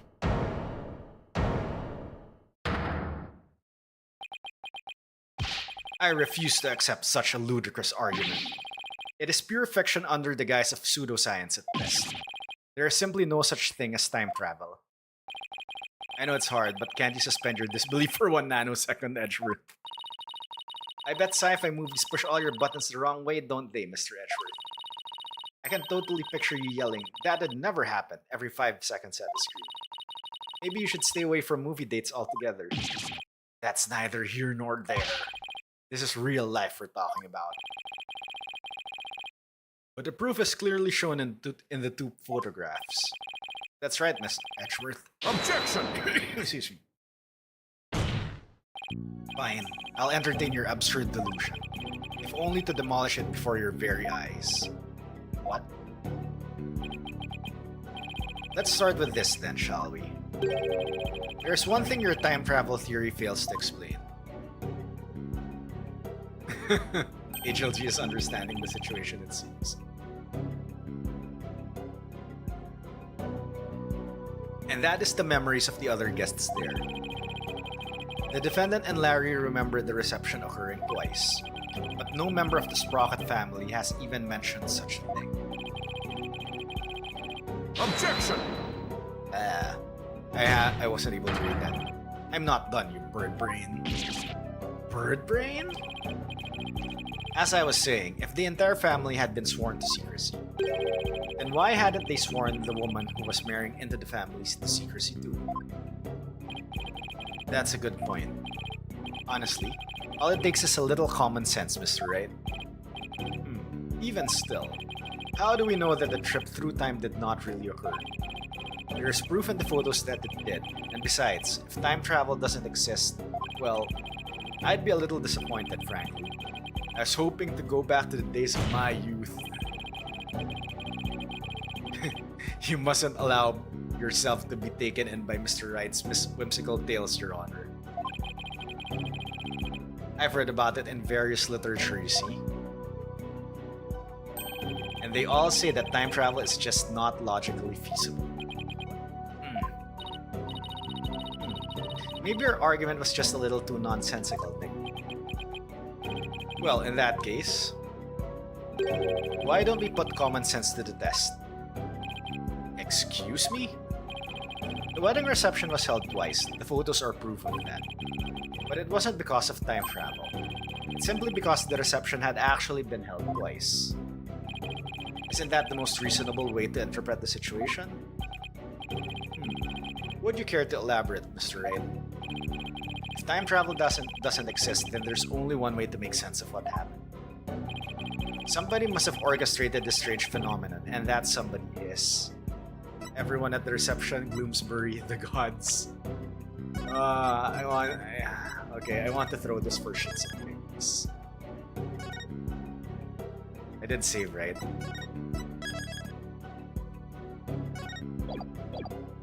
Okay, let's say the gods. Such a mysterious phenomenon could only have been caused by the gods themselves. I suppose the gods would be able to rewind time or make the wedding reception happen twice, wouldn't they? Indeed they would, Your Honor. In that case, Mr. Wright, please bring these gods here to testify before this court. Maya, do you think you could? Not a chance. On behalf of the gods who couldn't be here today, please have some divine punishment. Oh, that was worth it. I knew I was reaching with that one. Guess I better come up with something more grounded next time. Okay, let's try Gloomsbury, because he's already dead by that time. I would assume the correct answer is everyone at the reception. Alright, Mr. Gloomsbury. And how exactly did the dead man orchestrate such an event? The devs haven't lost their sense of humor. Yep. And more importantly, why? And I'm actually glad there's actually a dialogue for that. They could have just went right away and say, nope, penalty. Well, it was to make it look like Mr. Sprocket had been successful in his research. What are you asking me for? Besides, none of the other people interviewed thought that he had succeeded in accomplishing time travel. Your Honor, could we rewind time by just a teeny bit? Sorry, but no. I better rethink this quick before I lose any more time too. Alright, it's the entire reception.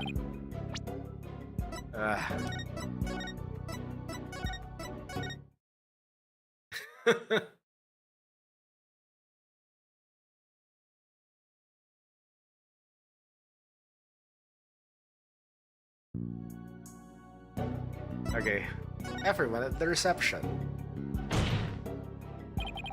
What if all of the guests at the reception conspired together to hold the reception twice and keep quiet about it? What? And for what purpose would they conspire to do such a thing? Well,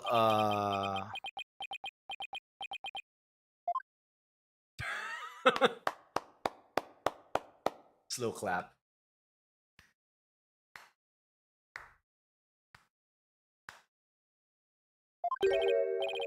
Ha ha ha. A brilliant deduction defense. Who's this? Oh, it's Pierce. I can tell that you are not a renowned lawyer for nothing. I must say, I underestimated you. How so, Mr. Nicody? You have managed to name each event precisely as they happen. You have revealed it to all to the light of day. Wait, then that means it was us. We orchestrated the whole thing. Yes, the reception was held twice, but not because of time travel. No, we simply held it a second time. What? So even Soren was in the plan. Why? Why would you do such a thing?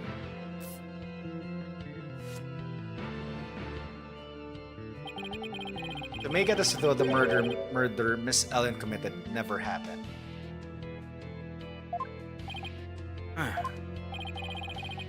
Master Soren figured that if Miss Ellen, who'd killed Gloomsbury after the first reception, experienced the reception one more time, she would think it was all a dream. It was he who ordered us to make it happen. However, only a few, myself included, knew of Miss Ellen's crime.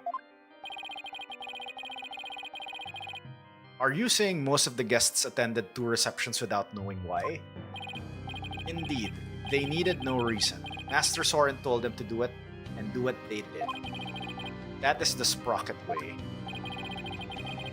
Then who hid the body in the lantern?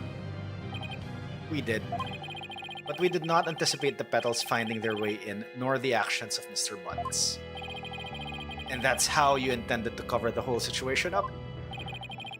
There's just one thing everyone here has wrong. The real scene of the murder was not the hold, it was the Vista deck. What?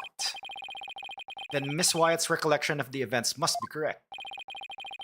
I admit, we tried to cover this incident up, but the fact that Miss Ellen killed Bloomsbury is undeniable. This is quite a turn of events.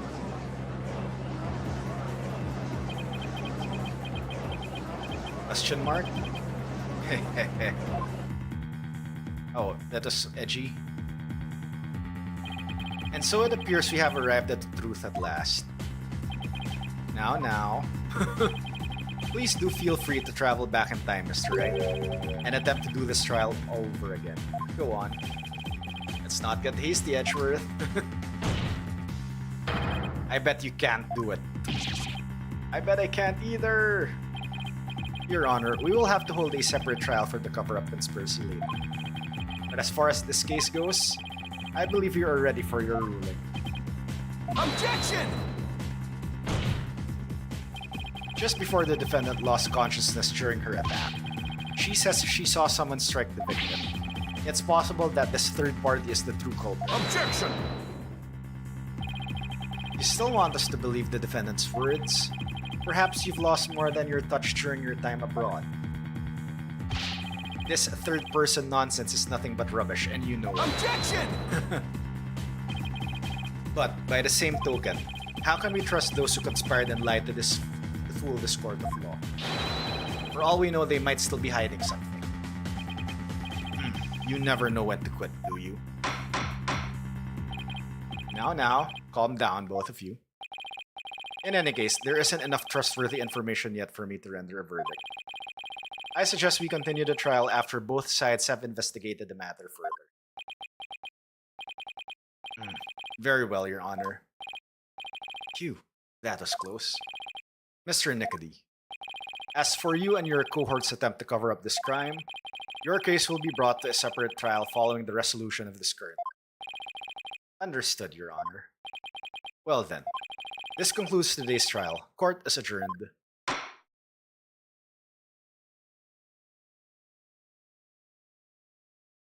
To be continued. Wow.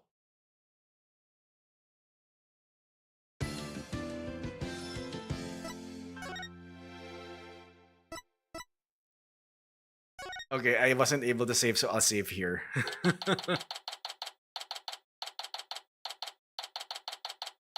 Which means we do this a bit. Alright, we are almost at 2 hours in, so I'll probably do the investigation for 30 minutes. Then we continue next time.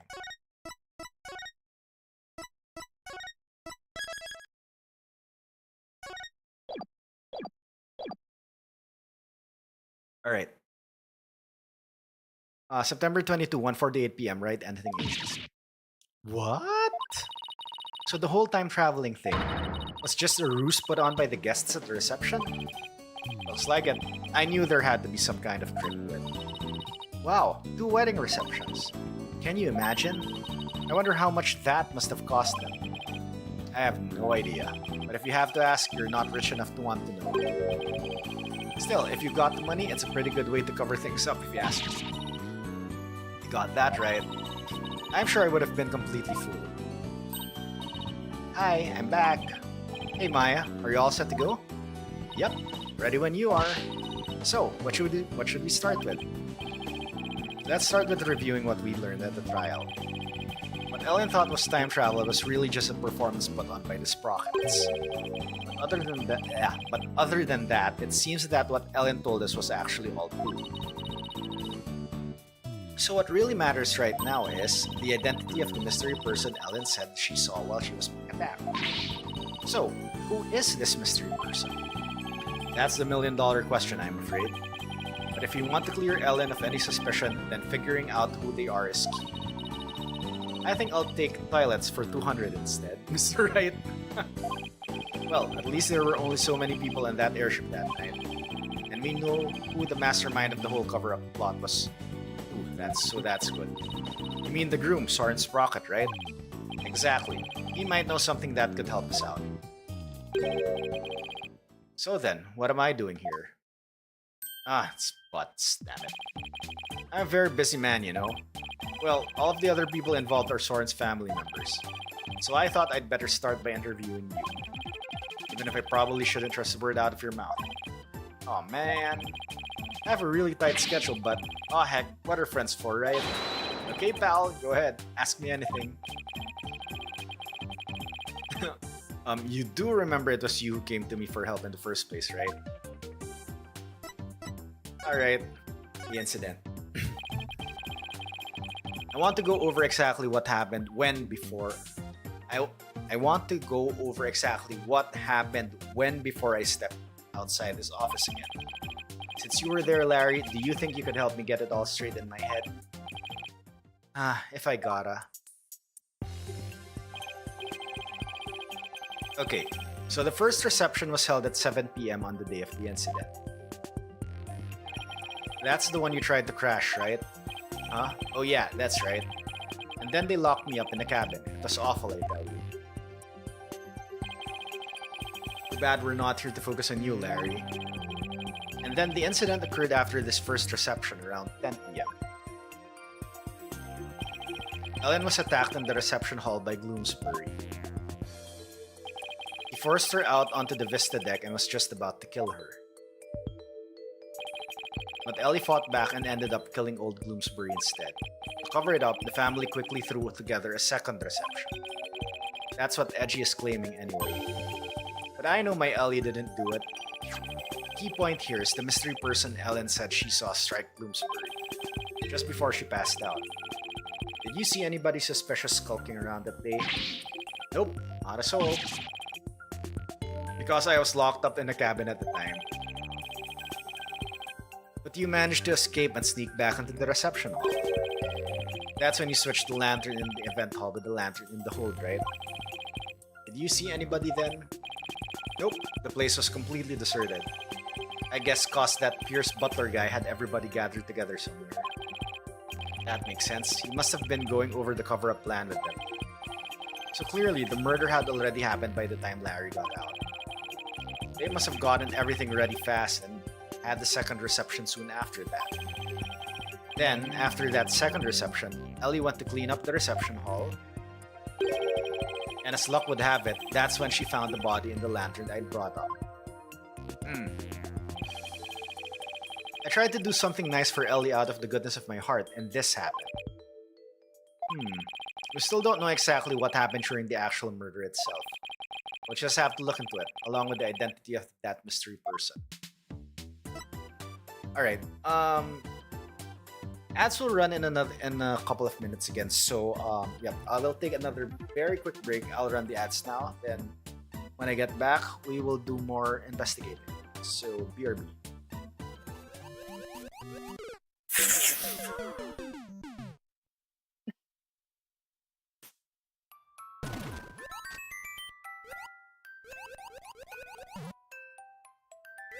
What even is this?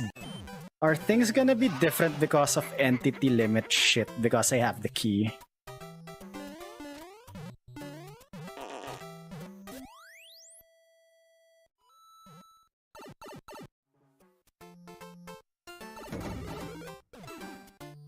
Hello. I knew it. Something was different.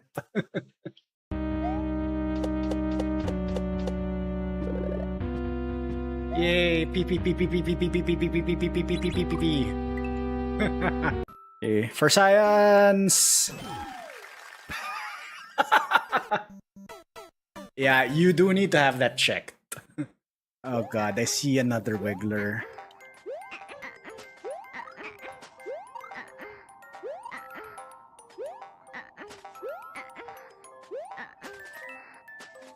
Oh, is this a red coin level? I can do this. Question mark. What would the Tetris player do? Do a T-spin. Kidding.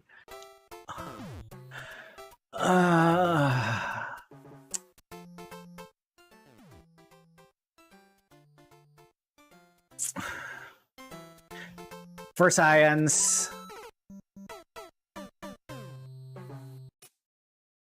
Hey, what's up here?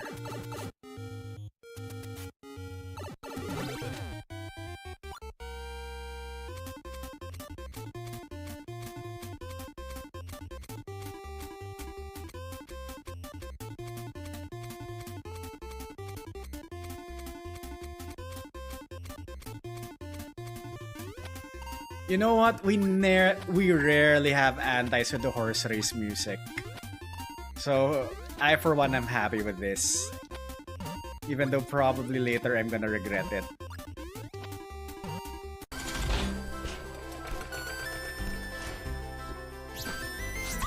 How did I do that?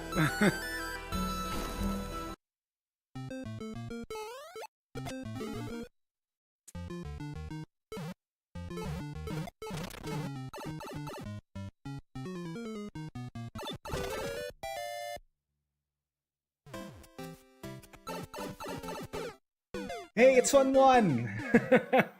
I do not know.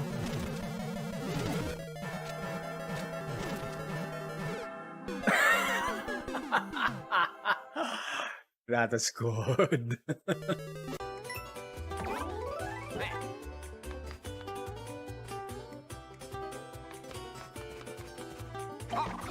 Oh my god, I finally did the shell jump.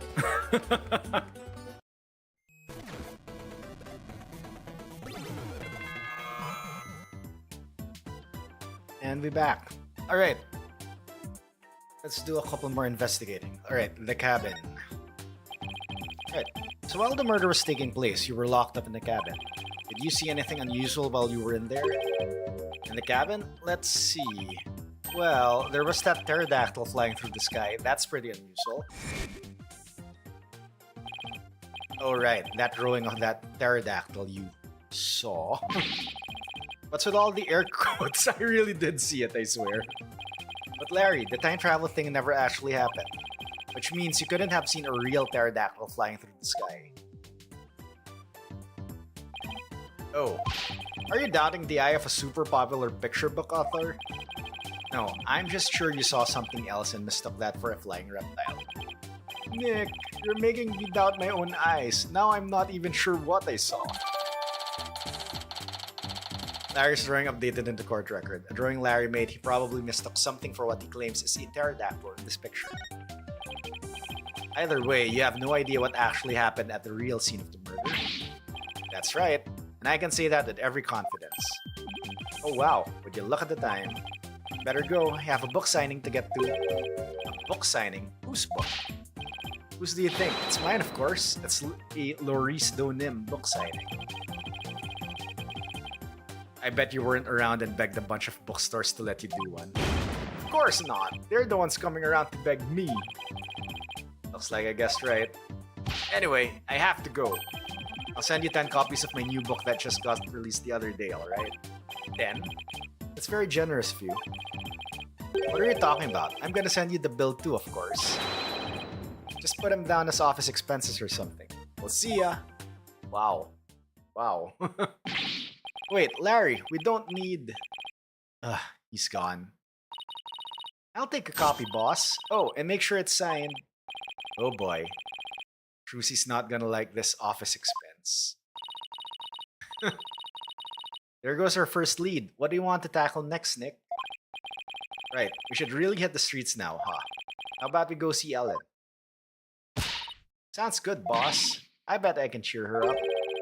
I thought you were going to help Trucy with her magic show again today. Weren't you supposed to go meet her right about now? Trucy said she was going to practice her new trick on you, if I recall. On me? Really? Trucy's show is an important source of income for our agency, you know. you can leave the case to us, so you go ahead and run along now. But boss, off you go, Athena.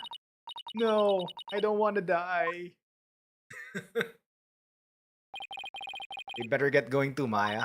Okay.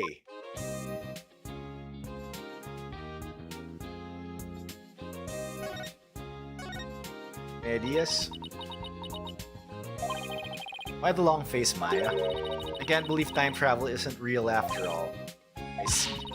I thought I get to go back in time and see real dinosaurs and ninjas and stuff. Yeah, too bad, huh?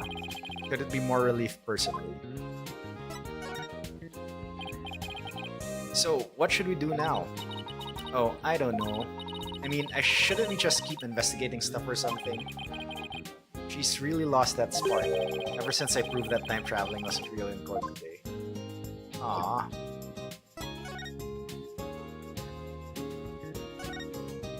Let's examine. Come to think of it, you used to be a pianist, right, Nick? So play something for me. I'm not really good enough to play in front of other people. Can I play then? No way. We'll get complaints from the hotel next door. No fair. It's just a glorified shelf if nobody plays it, you know. Spaghetti. Ooh, there's all kinds of interesting stuff here, like this hoop. Maya, that's not a hoop for hula hooping, you know, it's a hoop used for levitation magic, right? How did you know?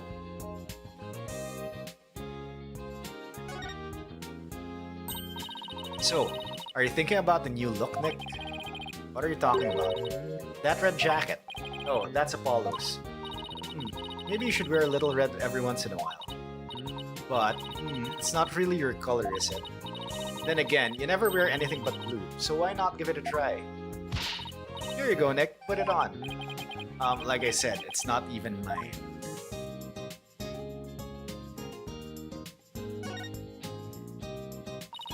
These are all your case files, right? Yes, and there's private information on my clients in there. So no snooping. What's this? Perfecting teleportation magic. Lucy must have swapped out my files for her magic books.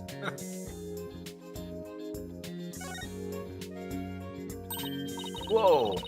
It's one of those zigzag cabinets for dividing a person into three. I've never seen one in real life before. It's one of Trucy's magic props. Oh, let's try it out. I don't know, it's probably dangerous to get in that thing if you don't know how it works. Oh, come on, Nick, just hurry up and get in there already. Why am I on the chopping block here? It's Charlie! His branches are as handsome as ever. Charlie seems happy to see you too, Maya. His leaves are greener than usual today. Well, he looks super healthy.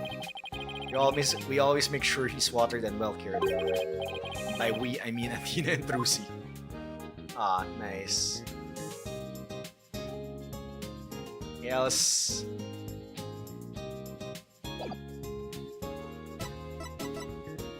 Alright, let's move to the detention center. Why are you still cleaning? Come on. September 22nd, detention center, visitor's room. Oh, my poor sweet Soren. I wonder how he's getting along without me. Hello, Ellen. It's the pan again, come on. Oh, Mr. Wright, what's going to happen with the trial, do you think? Well, first and foremost, we have to hurry up and find this mystery person you saw just before he passed out.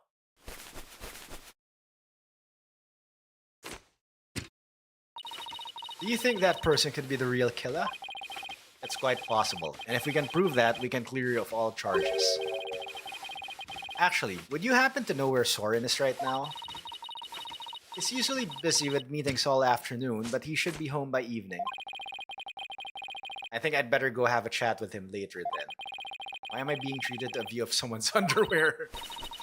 Mr. Wright, don't tell me. You suspect my sweet Soren? Well, he is the one who masterminded the second reception after the time skip. So I thought he might be able to tell us something. How could you, Mr. Wright? You can't possibly think my Soren would never kill anyone. Alright. Just calm down. No, not if you're accusing my Soren. Please, I'm not accusing anybody. So please put the pan and ladle down, alright? Really? Cross my heart. So for now, would you mind if I ask you a few more things about the case? I better be careful not to provoke her.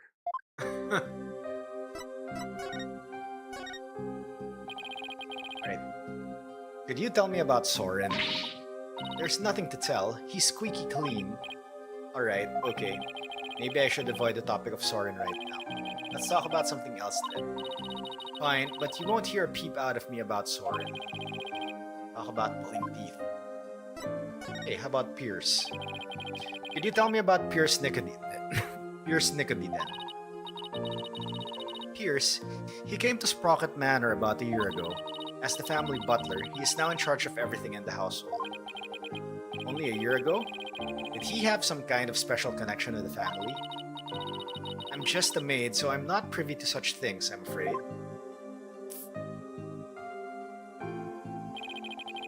It might have been Soren's order, but Pierce is the one who coordinated the whole thing. He's the one who really orchestrated the grand time travel farce. He must have quite a bit of authority in that family. But no matter how good... Sorry, that was Phoenix. But no matter how good he is at his job, how could anybody gain that much influence in a single year? I really don't know. I mean, he is an excellent butler. Wouldn't that explain it? Is it really as simple as that? What you thought was time travel was really just a cover-up carried out by your in-laws.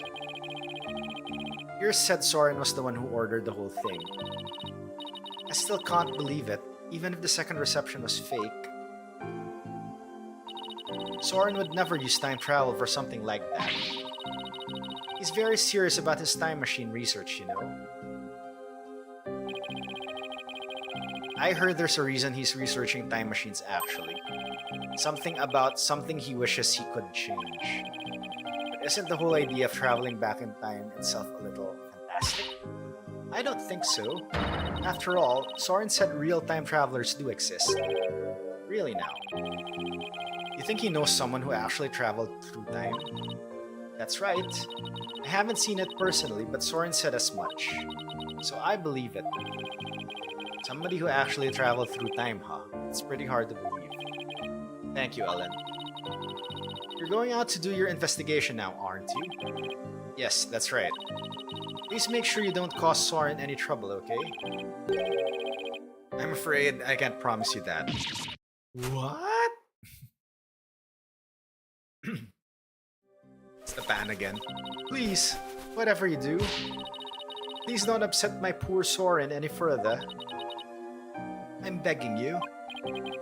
I'll do my best not to cause him any unnecessary trouble. Oh, I couldn't bear it if Soren ever came under suspicion. I'd rather be found guilty myself. Wah! Yikes!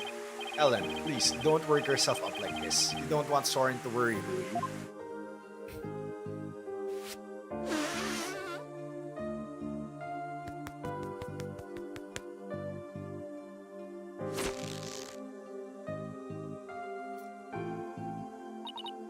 No, you're right. And the floodwaters recede one more time. So what do we do now, Nick? Well, Ellen said Soren is usually in meetings until the evening, so let's save our house call until then. Why don't we go to the mooring dock and figure out our next move from there? Roger, Nick. Alright.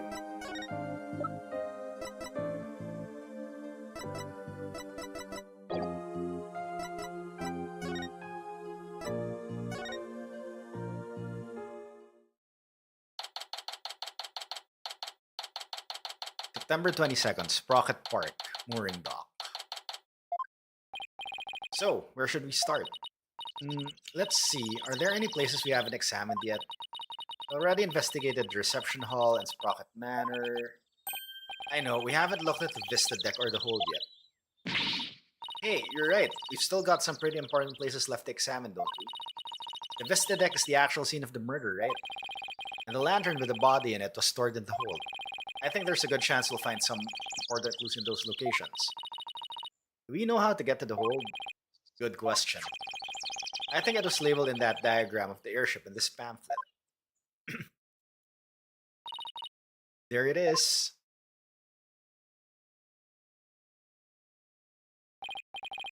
Well, what are we waiting for? Let's go. Let's just check things out first. So that one little tower is all that's keeping the airship from being blown away. Apparently. Must be sturdier it must be sturdier than it looks. You know what it reminds me of? Single mom raising 3 kids while holding down a full-time job. Sure. Where did that analogy even come from?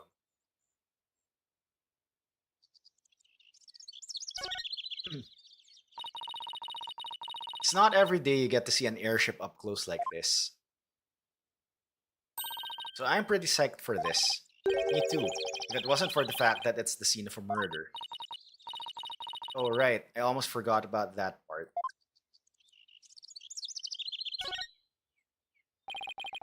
Strong wind blew this bench straight through the air apparently.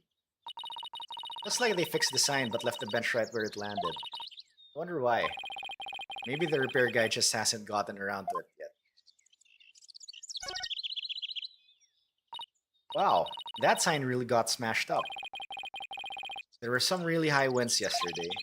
And they say that bench was blown right into the sign. Wow, I wish I could have seen that. If you'd been there, you would have gotten blown away by the wind too, you know. That sounds kind of fun, actually. Don't tell me you never tried to use an umbrella to fly when you were a kid. I think I'll take staying alive over fun. Thank you very much. Alright, let's move now to the hold. Oh, hello. Alright, September 22nd, Flying Chapel, hold. So this is the hold. This is where Pierce orchestrated the whole cover-up operation. We better go over this place with a fine-tooth comb. Hey, Nick. Weren't we supposed to need a keycard to get in here? Huh? You're right. I wonder why it was unlocked. How's it going, Mr. Wright? Oh, it's Emma. Emma, what are you doing here? Just a little independent investigating for my own sake. Gotta keep the mind sharp. Ah, so the door security system was turned off for the police investigation. We'd like to investigate the hold ourselves. Would that be alright? Yeah, sure. The police just finished their examination anyway. Thanks. We'll just take a quick look around then. Oh, right. You should know that the floor doubles as a huge lift. You can use that lever way back there to raise it up to the Vista deck. The police inspected it already, but didn't find anything of particular interest, it seems. If you do go up to the Vista deck with the lift, be careful not to fall off. Got it. Thanks. That goes double for you, Maya. Yes, ma'am. Well, let's get this show on the road. Okay. Any progress with your investigation? Nothing conclusive yet, I'm afraid. Almost everybody was involved in the cover-up, so it's hard to know who or what to believe. I know what you mean. Unless you have some compelling evidence, I'm afraid it's going to be a tough trial for you. You're telling me. There isn't much time left, so I've just got to make do and see what I can turn up. Alright. Examination time. Alright, flowers. These are the flowers we saw in Larry's photo. The petals make them look like little gears. The perfect flower for the Sprocket family, huh? Maybe they were going to shower the couple with the petals? You mean kind of like how people throw rice or confetti? Yeah, like that. Only these were found at the scene of a murder instead. Ouch. Alright, silverware. This must be the dishes and glasses they used for receptions. Very fancy. I bet we'd be in big trouble if we broke any of them. Ooh, I want to see Nick. You, young lady, need to stay far, far away from them. Nick, you think I'm going to break them, don't you? Let's just say your rap sheet for breaking things doesn't help your case. Wow, nice. So this is the airship's engine. It's pretty impressive. And it's all rhythmic, like a heartbeat. It's the literal heart of the Flying Chapel. Look at all those huge gears spinning around and around and around and around and... Oop, I think I'm starting to get dizzy. Yeah, me too.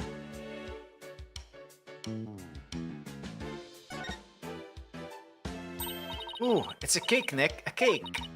It's so big they wouldn't miss one little piece, would they? If you're that in the mood for a mouthful of styrofoam, sure, knock yourself out. Okay, Phoenix knows the truth of wedding cakes. Usually it's just one layer that's actual cake. And if it's like layered and such, it's just fondant and like cardboard or styrofoam. You mean it's not real? Well, it sure fooled me. I was so ready to have some that I'm really craving cake now. Come on, Nick, let's go get some. Maybe after the trial is over.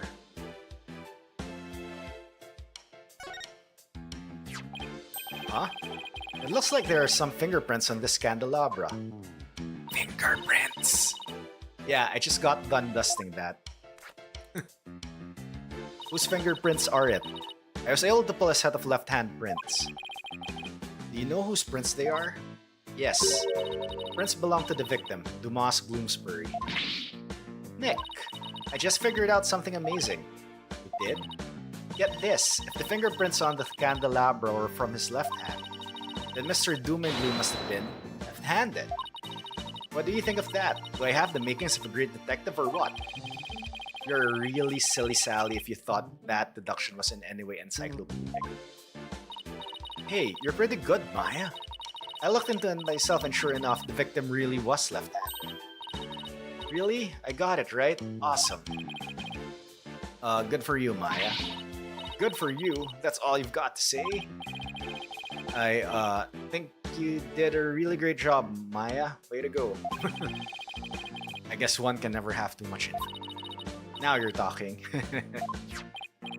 But come to think of it, this candelabra isn't in the photo Larry took of the hold, is it? Is it? That picture was taken when they were getting ready for the first reception, right? The candelabra must have been brought in here sometime after that then.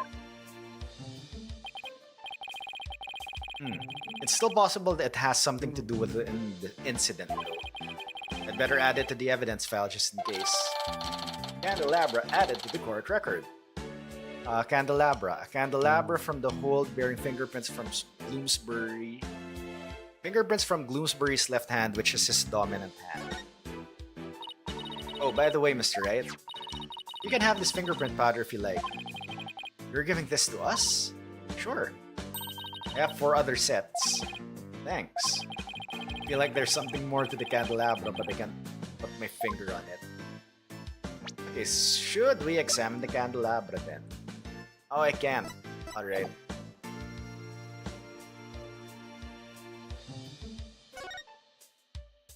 Alright. Ooh, look, Nick. It's an airplane. I wonder if Soren built that one too. Hey, why don't we take it for a spin? Just a quick tour around the neighborhood. And who do you propose is going to pilot that wooden death trap? Me, of course. Who else? Don't worry, I've seen people fly airplanes on TV plenty of times. I think I'll pass. I've still got my whole life ahead of me. What's that? A wedding bell? According to the pamphlet, it's used on the Vista deck during wedding ceremonies to bless the newlyweds. I guess they disassemble and store it away here in the hold when it's not being used. Oh, there are 2 females here. So there are 2 male peggable lanterns in the reception hall. That must mean that these 2 are female Pegacow lanterns. Larry got their sexes mixed up when he replaced the one in the reception hall, huh?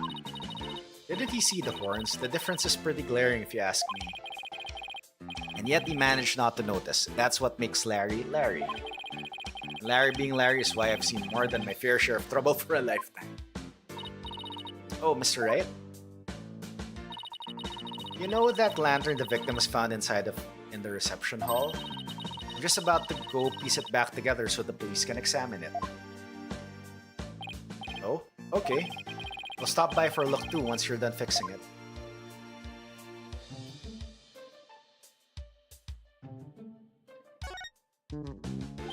Oh, look, there's the lever to there's the lever to the lift Emma told us about. Let's try going up on it. I'll go flip the switch. Here goes nothing. Wait, I'm not even on it yet. Oh, blood.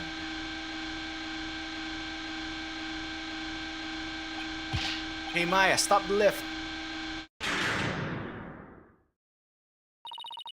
Oops, sorry, I got a little carried away. Never mind that, move over a little. Okay. Is that blood? Blood? Let me see. Could it be Mr. Gloomsbury's blood? Well, this lift goes up to the Vista deck where the murder took place, so I think that's the most logical conclusion. But can you do a blood test, damn it? But I thought the victim was clubbed to death and that there wasn't much blood. Something tells me I'd better take a picture of this. Lift bloodstain added to the court record. A bloodstain that was found on the side of the lift in the hold. It's unknown whose blood it was. Shocker. I should ask Emma about it and some more later. Maya, can you bring the lift back down now? You got it. I'll go flip the switch again. There.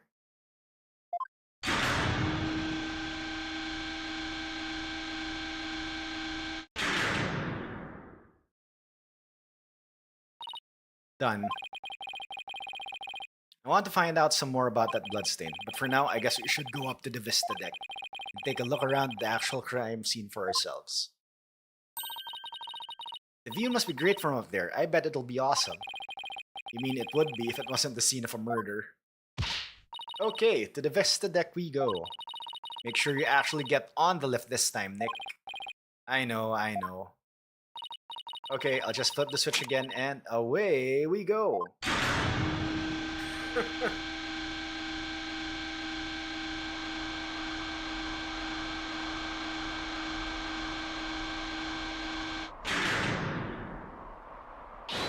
Wow, look at the gorgeous view. So this is where Ellen was attacked and Mr. Gloomsbury was killed. Yeesh, one wrong step and it's splat on the ground below. Should we go investigate the stuff that's a little closer to the edge? Well, I don't see much of anything over there. The police investigation didn't turn up any clues either, so maybe we don't need to. Oh, I get it. You're scared, aren't you, Nick? Of course not. Come on, let's go back down and finish checking out the hold.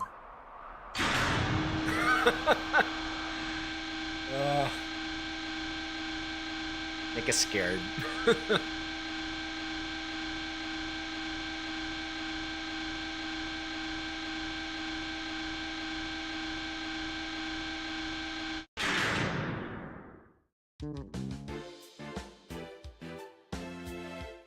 That everything. I think that's it. Alright, Emma, about this bloodstain. Doesn't something about it strike you as odd? What's so odd about the victim's blood? That's not exactly. There's just something about it that bothers me. Now that you mention it, I can't say I necessarily disagree with you. Maybe I should talk this about some more with her. Emma, can we check out the candelabra a little more? A little more? What do you... Oops! What happened? I almost dropped the candelabra, and the candle slipped off. Oh, hello? Why is there like some point... Oh, yeah, that's how you like keep the candle sometimes, right? Well, let's be careful with that. It might be important evidence. Wait a minute. Now what? One of the pins that holds the candles is broken. What? There's definitely something fishy about this candelabra. There is? What makes you say that? Call it forensic investigator's intuition. We already tested this for prints earlier, so let's test it with luminol this time. Knowing Emma, she'd use every test she has at the same time if she could. Just hang on, this will only take a second. I hope this turns up a new lead somehow. Well, Emma, did you find anything? Take a look at this, Mr. Wright. What is all that blood doing on there? Oh, hello. Maybe somebody got hurt while they were setting up for the reception. These pins are pretty sharp. But if one of the pins is broken, it means there was some force involved. You think maybe somebody got stabbed? But nobody reported anything like that. Hello, did you see the hands of the victim?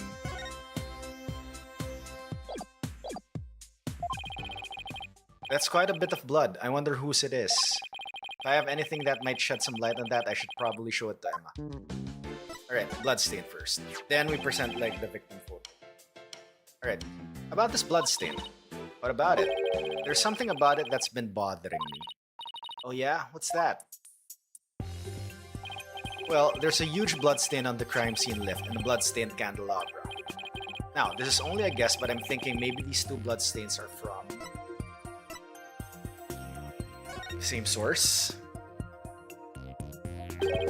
I'm thinking maybe these two bloodstains are from the same source. I guess that is a possibility. Can we compare to two bloodstains? Would that take a lot of time? Are you kidding? Don't underestimate the power of science. It'll be done in a jiffy. Yes, science! And the results are in. That didn't take long now, did it? It seems that the blood from the lift and the candelabra are from the same person. Ooh. Lift bloodstain updated in the court record. Candelabra updated in the court record. Well, the victim was clubbed to death and there wasn't all that much blood. But if this isn't Mr. Gloomsbury's blood... Well, this is just a guess, but... What if Mr. Gloomsbury stabbed somebody with the candelabra pin? That would explain both the huge blood stain on the lift and the blood on the candelabra. Oh my goodness, if that's true, then that means there was somebody else present at the scene of the murder. Thus, doesn't it? This just might substantiate Ellen's statement about the third person. Emma, could you have this blood analyzed? Sure thing. Mysterious blood stain on the candelabra with the victim's prints in it. This just might be the thing to back up Ellen's memory of seeing a third person. Next up, the reception hall. It might be worth taking another look around in there. The reception hall? The forensics team is in there investigating right now. Oh, they are? Well, we don't have time to just sit around, so let's go check out something else. Good idea. We could go question some people. Especially Soren. I have quite a few questions for that guy. Sounds good, Nick. Have to do some legwork then. Yep, I thought we'd head to Soren's house for starters. He was accompanying the police on their investigation here earlier, but he's probably home by now. Great, thanks. Later, Emma. Alright, do I present this? Because it's absolutely unbelievable. What kind of monster would plan to commit a murder on somebody's happiest day? I think it means... Okay. Alright, that was the same dialogue from before.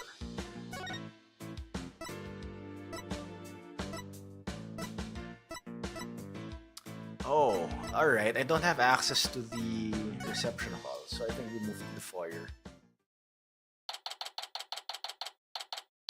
September 22nd, Sprocket Mansion. Sprocket Manor, rather, foyer. I still can't get over how gorgeous Sprocket Manor is. Just don't touch anything. I wasn't going to. She was definitely going to. I was told I had guests. Oh, it's you. Thank you for seeing us, Soren. We know you're busy. I'd like to ask you a few questions about the case if you wouldn't mind.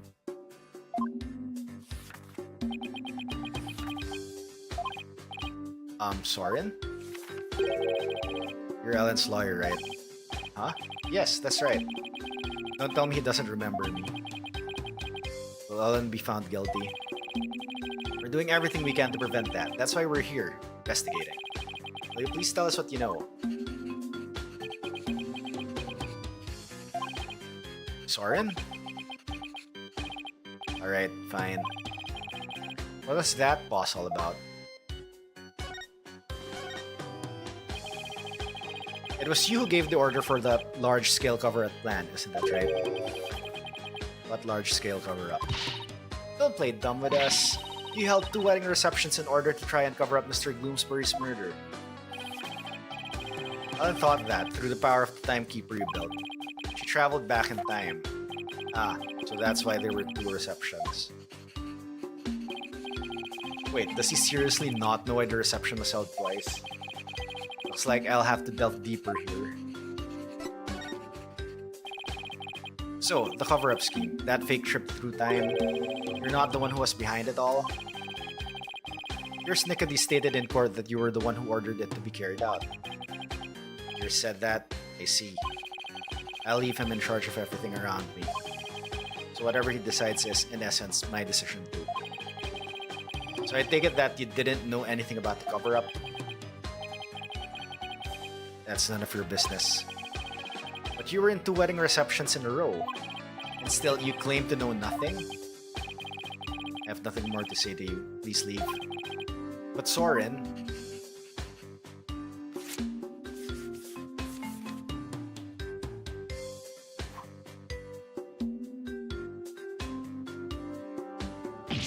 Ow! Oh, there's something written on this paper airplane. Let's see. Go away. Doesn't get clearer than it doesn't get clearer than that, huh? He's looking especially uncooperative, but maybe I can grab his attention somehow. There's still that one piece of evidence I don't know much about. It's worth a try. You know what? I think we present.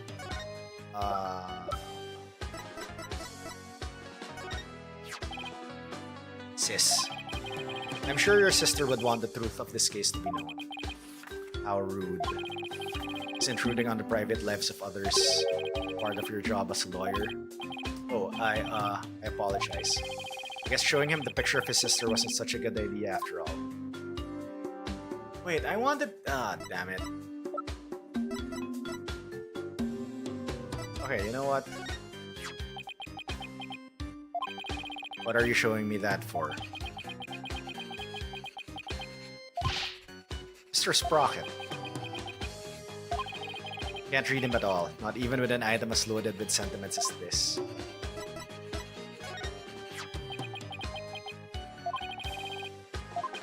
Okay, wait. What the hell do I show him here?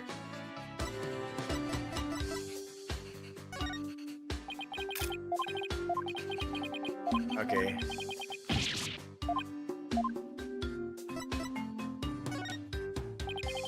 Okay, it's not Ellen's statement.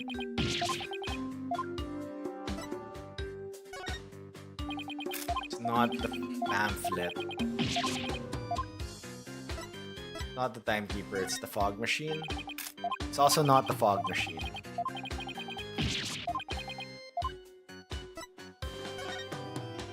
It's not the lantern.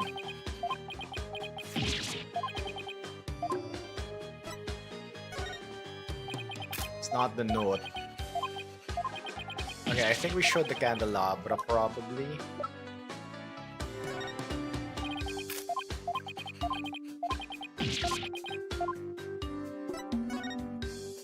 It's not the reception photo.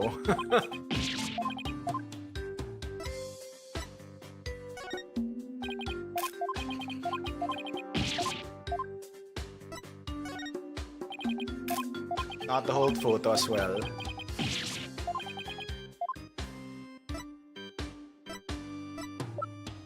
Oh, the hold entry record. It's not the whole... Okay, so... Soren, have you ever seen this before? That's... Soren, what is it? Nothing. Why did his whole demeanor change all of a sudden? He's gone pale as a ghost too. Thud. Soren! Nick, look at his stomach. He's bleeding. Somebody help! Soren's collapsed. Master Soren? Get him to the hospital, quickly, now!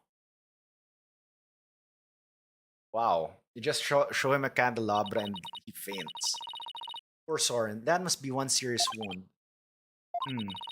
What is it, Nick? Well, when I showed him the candelabra, his whole demeanor changed. So I was just thinking that maybe his injury is... Huh? What's this? Soren's notebook. He must have dropped it in the rush to get him to the hospital. Ooh, his notebook, huh?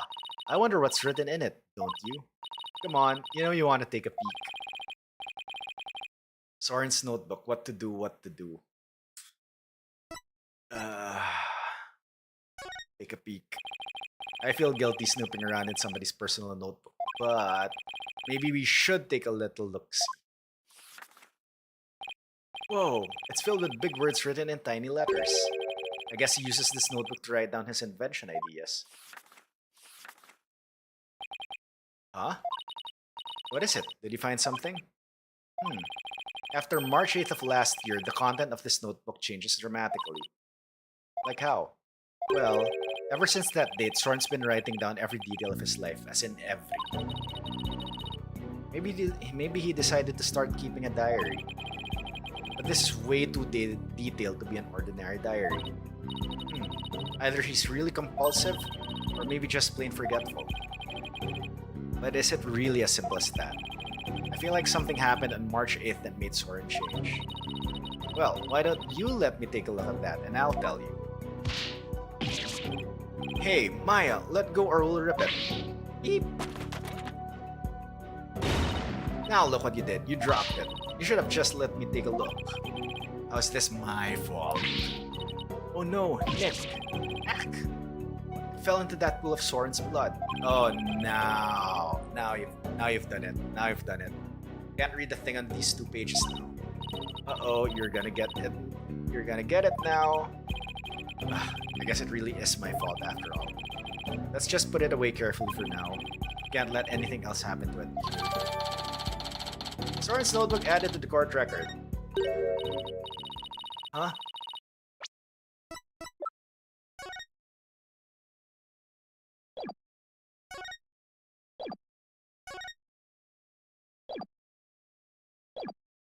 Hey, look, there's something sticking out of the notebook.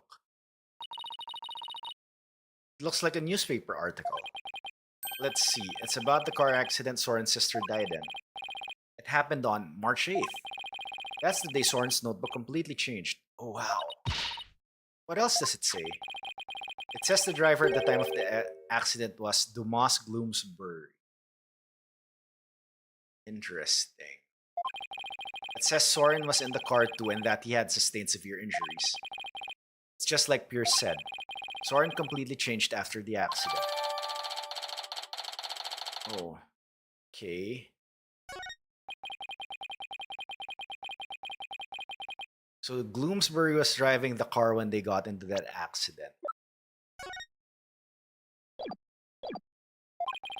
That opens up the distinct possibility of Soren holding a grudge against Gloomsbury.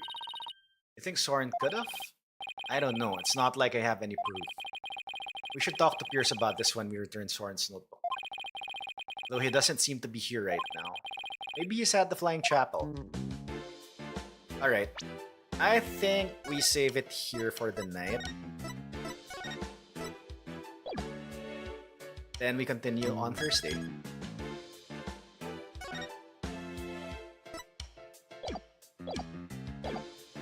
Alright. Okay, everyone, thank you very much for joining. You know what? Let's move back to the main menu.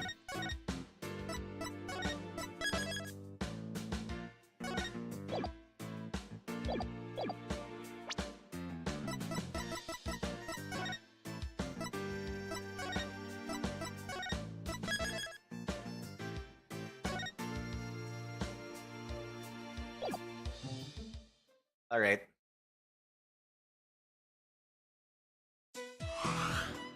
Okay, I think that thanks for the stream. This cases get to seem longer and longer as you progress in the game. Yes, it does.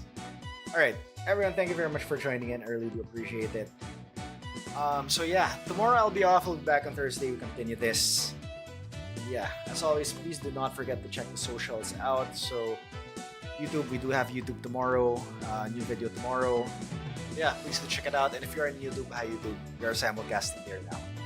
Alright, let's find someone to raid. I have an idea of who to raid. Let's just check the directory and my follow list, just in case.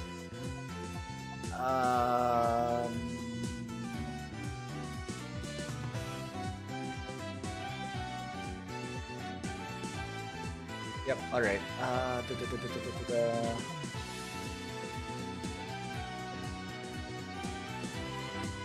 Okay, you know what? Let's raid Aggie.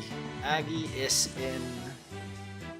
doing Invictus. He is in Kamek, but let's just raid him.